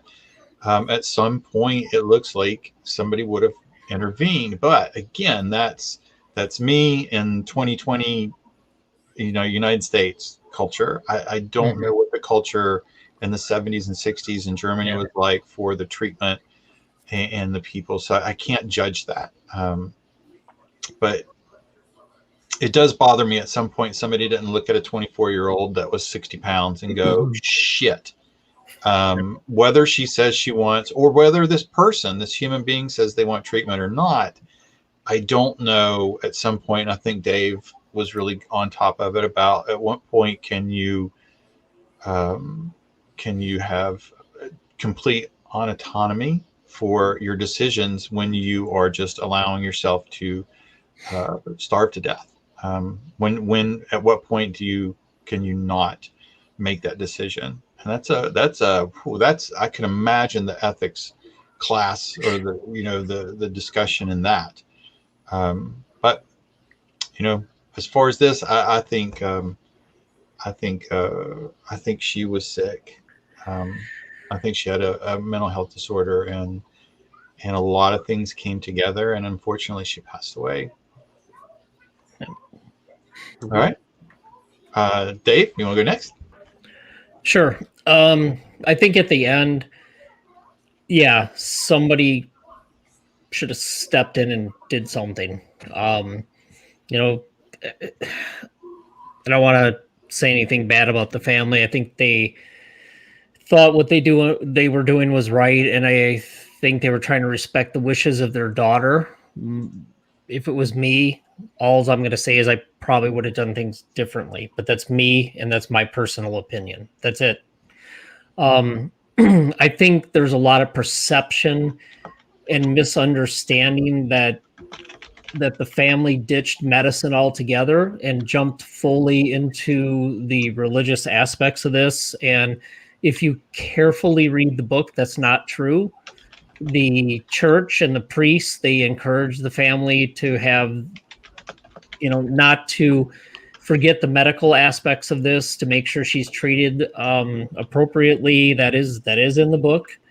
The bishop did not immediately say, yeah, let's do an exorcism. He's like, nope, just keep observing her, keep looking into it. She saw a lot of different doctors, and she was still seeing doctors up until 1975, and even into 1976, they were prescribing medication. So it is not like they totally dropped the whole medical side of this. That's just not true.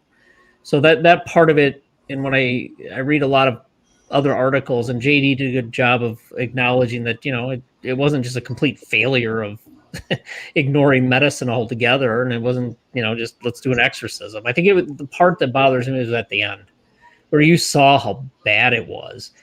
My questions are, why did medicine fail so miserably? Why were the drugs that were supposed to help her failing so miserably? And then on the other hand, if it really was true possession, why did the exorcisms fail so miserably? And why did she die? So to me, if you believe it was a medical issue, medicine failed her. Mm-hmm. If you believe it was a spiritual, supernatural problem, why did the exorcisms fail her? And why did she die? To me, it was a complete failure, no matter which way you look at it. And it's a sad, sad ending.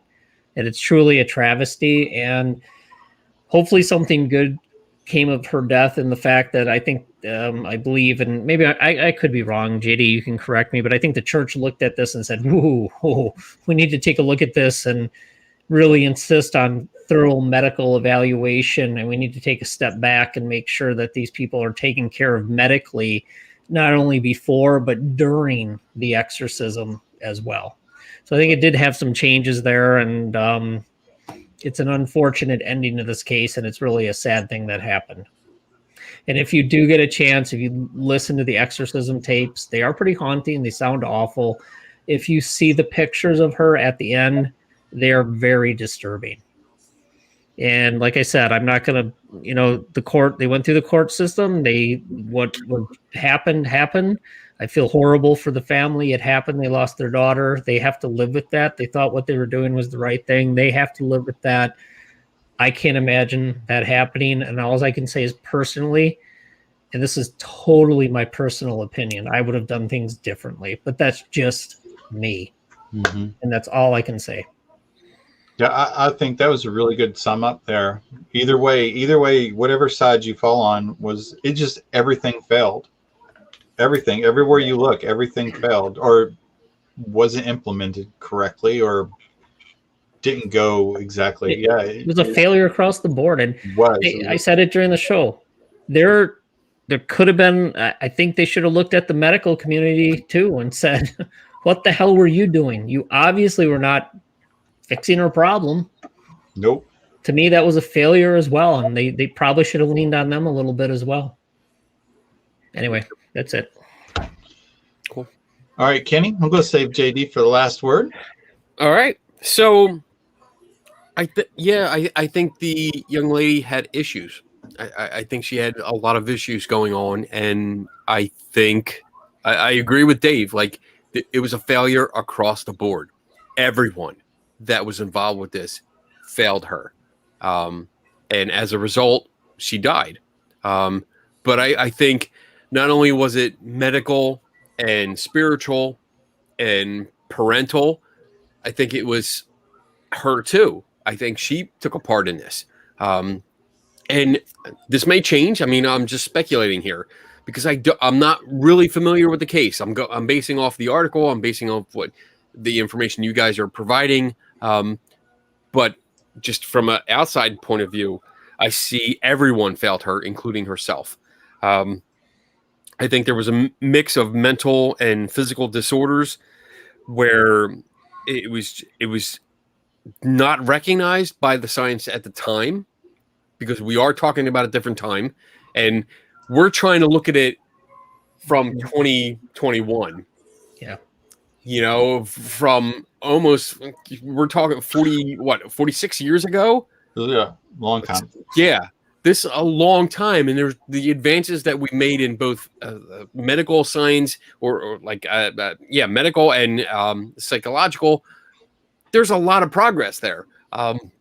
So yeah, trying to look at it through the lens of a 1976 doctor or psychologist or what have you is difficult for us. It really is, and I'm really trying to take that into account.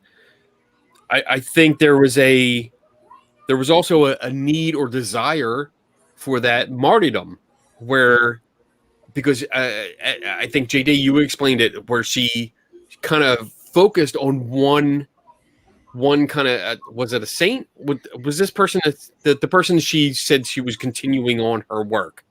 They're not recognized as a saint, but they were, I guess, popularly considered as like a prophetess. Prophet, yeah. So I think she latched onto that story and maybe related or identified with it or said, "Hey, you know what? I want to be this." And I think there was a delusion there that engrossed her, that encompassed her entire life, and she worked to make that happen. I think there was a lot of self-imposed stuff. But basically at the end of the day, I think everyone dropped the ball. I think her parents, I think the clergy that were involved, I think the medical doctors or psychologists, whatever, I think everyone dropped the ball. They didn't pay attention to her. I think it almost sounds like one field. So like medical, faith, parental, they were all looking to the others to fix this. And the others were going, I'm looking to you to fix this. I'm not concerned with it. And I think there was just something went wrong. And this young lady paid the price. And I think until the end, she was still, I think the closer she got to her death, the more engrossed in this entire, and I feel bad saying this, but this is the best word I can say for it. She was engrossed in this fantasy. She had this idea in her head that she was fulfilling this prophecy or this calling, if you will, to continue the work of someone that she thought was communing with a spiritual entity, and she ran with it, and I think she didn't have a friend to say, "Hey, bitch, this ain't right. You're fucked up. You need help."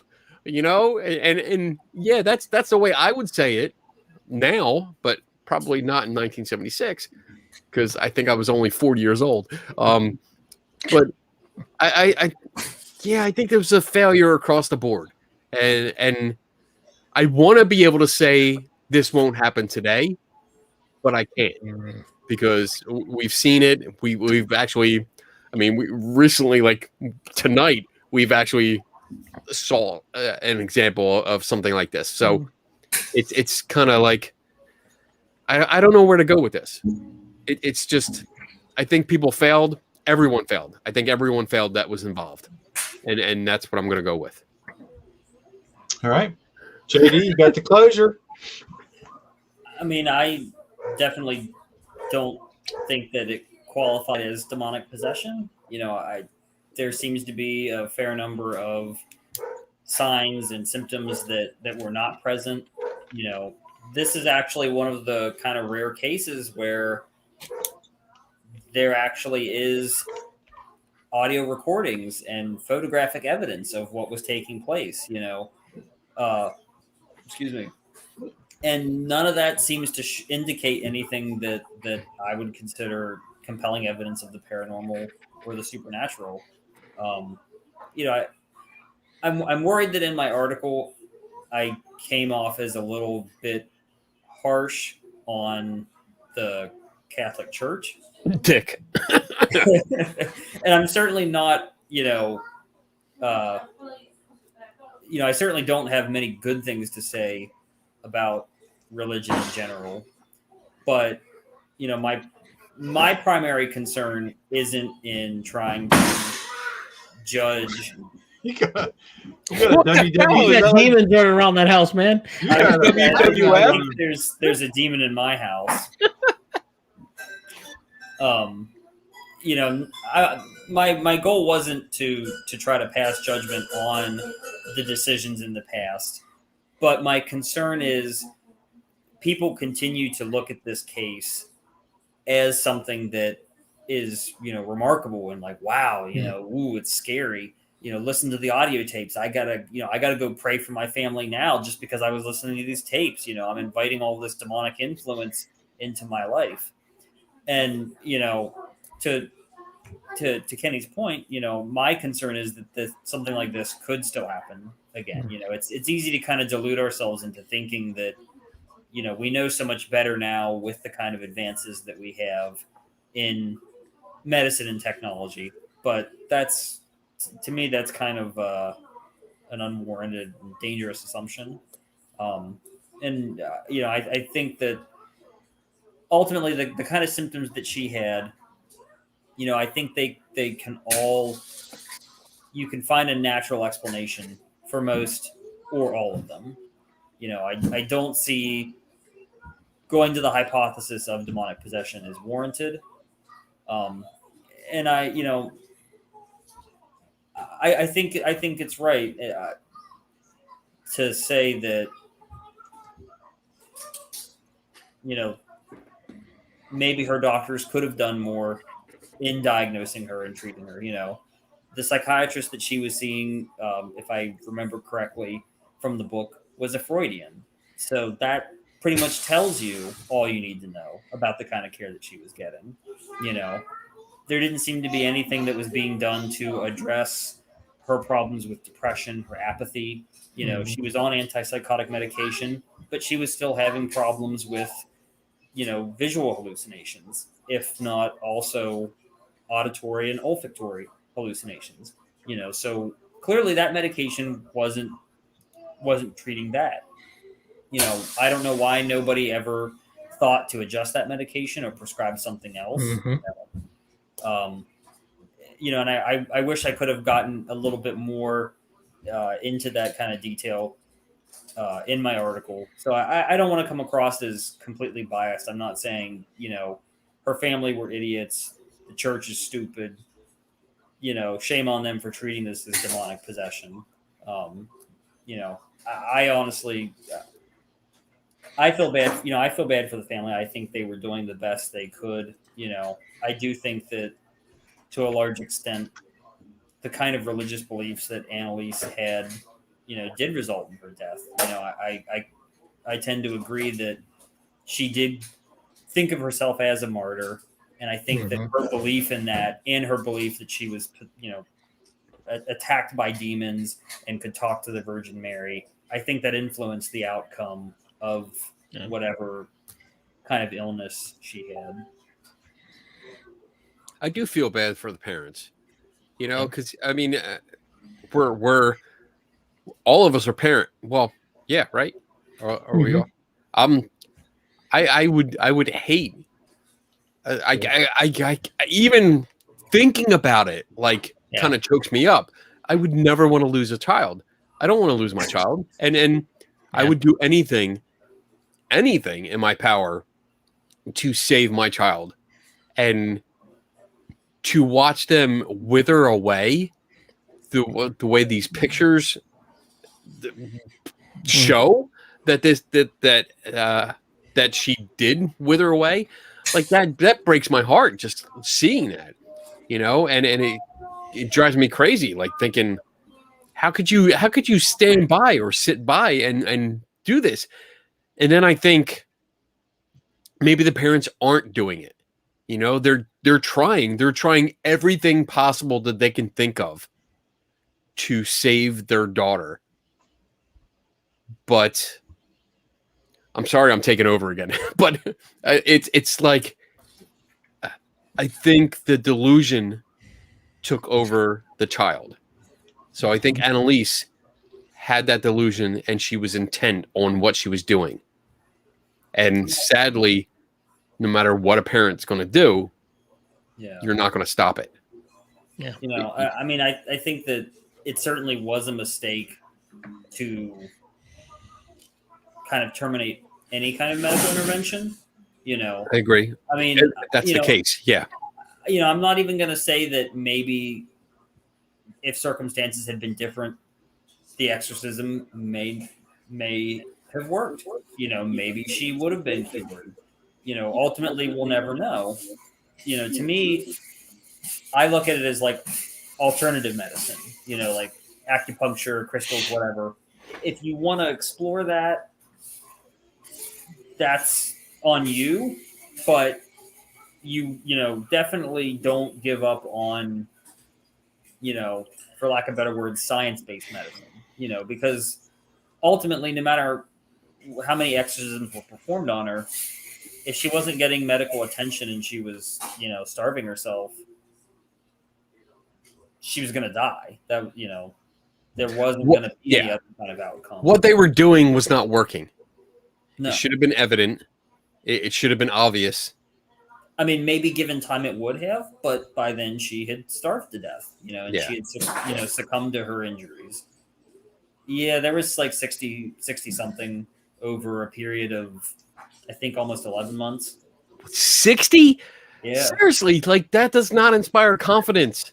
I mean, like both joking and being serious, 60 exorcisms does not inspire confidence in the ritual.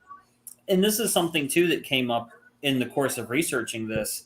If there were periods of time where she wasn't possessed, because the thing that really is screwy about this is it's not like once the exorcism began, she was confined to her home and she was confined to her bed and she didn't, go anywhere. The exorcisms were going on at the same time that she was attending college and going about living a normal life. So it's really bizarre that, life can continue on as normal, and only in certain circumstances, maybe when the exorcism kind of kicks off, do these demonic attacks start happening. To me, it raises the question, how can an exorcist know when they've finally driven out the devil or demons, if somebody can kind of come out of a session, go about things normally? How do you make that determination that we still have some work to do. We're not there yet. You know what I mean? Yeah. Oh, I know what you mean. I had to grab a calculator. So 60 exorcisms in 11 months is 5.5 a month. I forget what the breakdown was in the article. Which is more than one of them. Pay no attention to that. Was that you? No. Yes.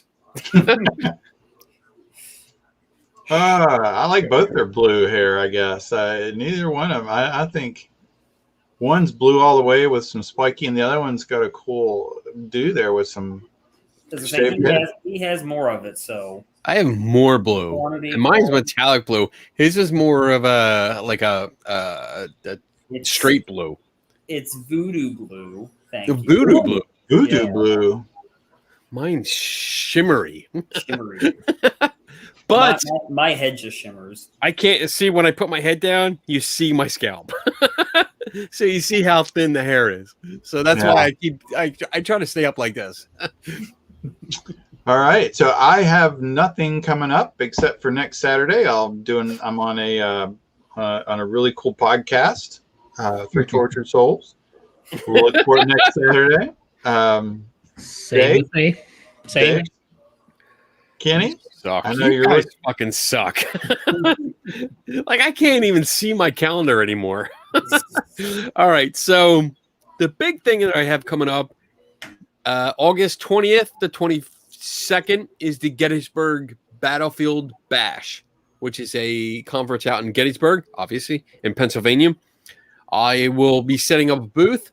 My wife will be setting up a booth for her crafts and stuff, and ghost hunters and people that think they have been possessed and exorcised would be happy to know that I am going to be in a dunk tank. So if you want to come out and make my life miserable, you can donate some money to good causes and try to dunk me.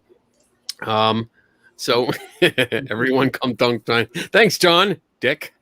And then let's see, September 25th is the Para Unity Conference, which is in Woodbridge, New Jersey. That's the one, Tim, you went to when you came here to visit. And then lastly, October 9th at Selma Mansion, which, Tim, you also went to in Norristown, Pennsylvania. They're having a psychic fair, which I'll be attending. I won't be setting up a booth, but I'll be attending. So, but Donna will have her Lucky Tiki Creations set up, and I'll be helping her and then going around and harassing all of the psychics because that's what I do. And I'll be having fun. So that's what I have coming up. Yeah. There you go. All right. JD, where can we find your article that we've talked about for the night? SkepticalInquirer.org. Mm-hmm. You can check out my Facebook page, Devil in the Details. Pretty sure I linked that article on my Facebook page. I just put it in there in the chat room. Mm-hmm. You also the podcast, which is a good part. Yeah. Thank you. So I am currently working on a script for the Anneliese Michel case. I'm going into a little bit more detail. I recently got a new / refurbished computer, so I pretty much have to build the podcast again from scratch because all the files that I had on my old hard drive did not copy over.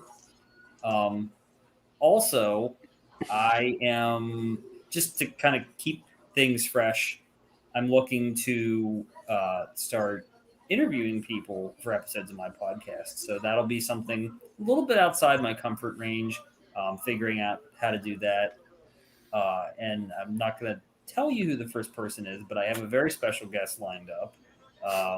Looking to interview them next week. So as soon as I can get it edited and stuff, I'll probably just push that out. I would expect that before any kind of episode on Anneliese Michel. There's another article that came out too around the same time as the Anneliese Michel one about demons, and their ability to harass people through text message. So that's also on skepticalinquirer.org and should be on the Devil in the Details Facebook page. If anybody wants to go check that out, it's pretty interesting.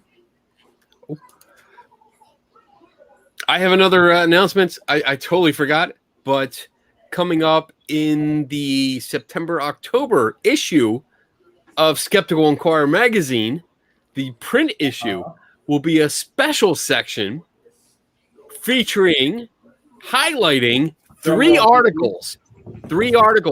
One written by Benjamin Rafford, one written by JD, and one written by myself.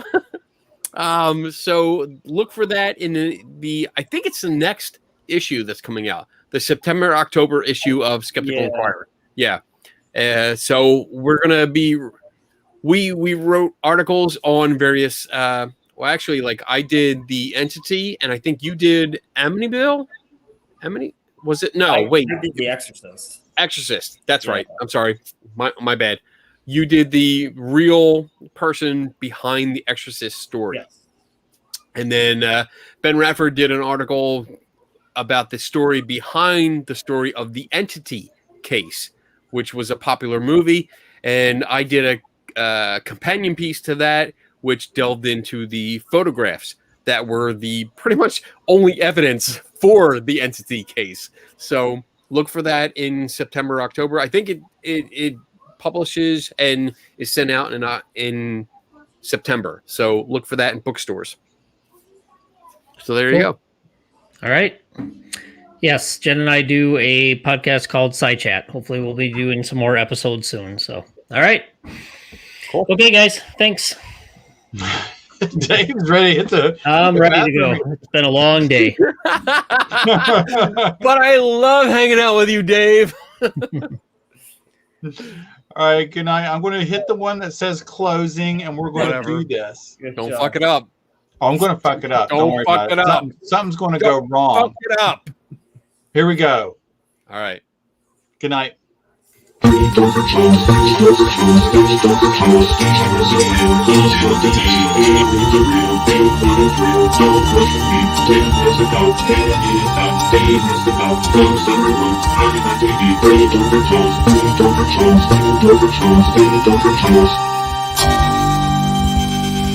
what you say, oh, you're getting better.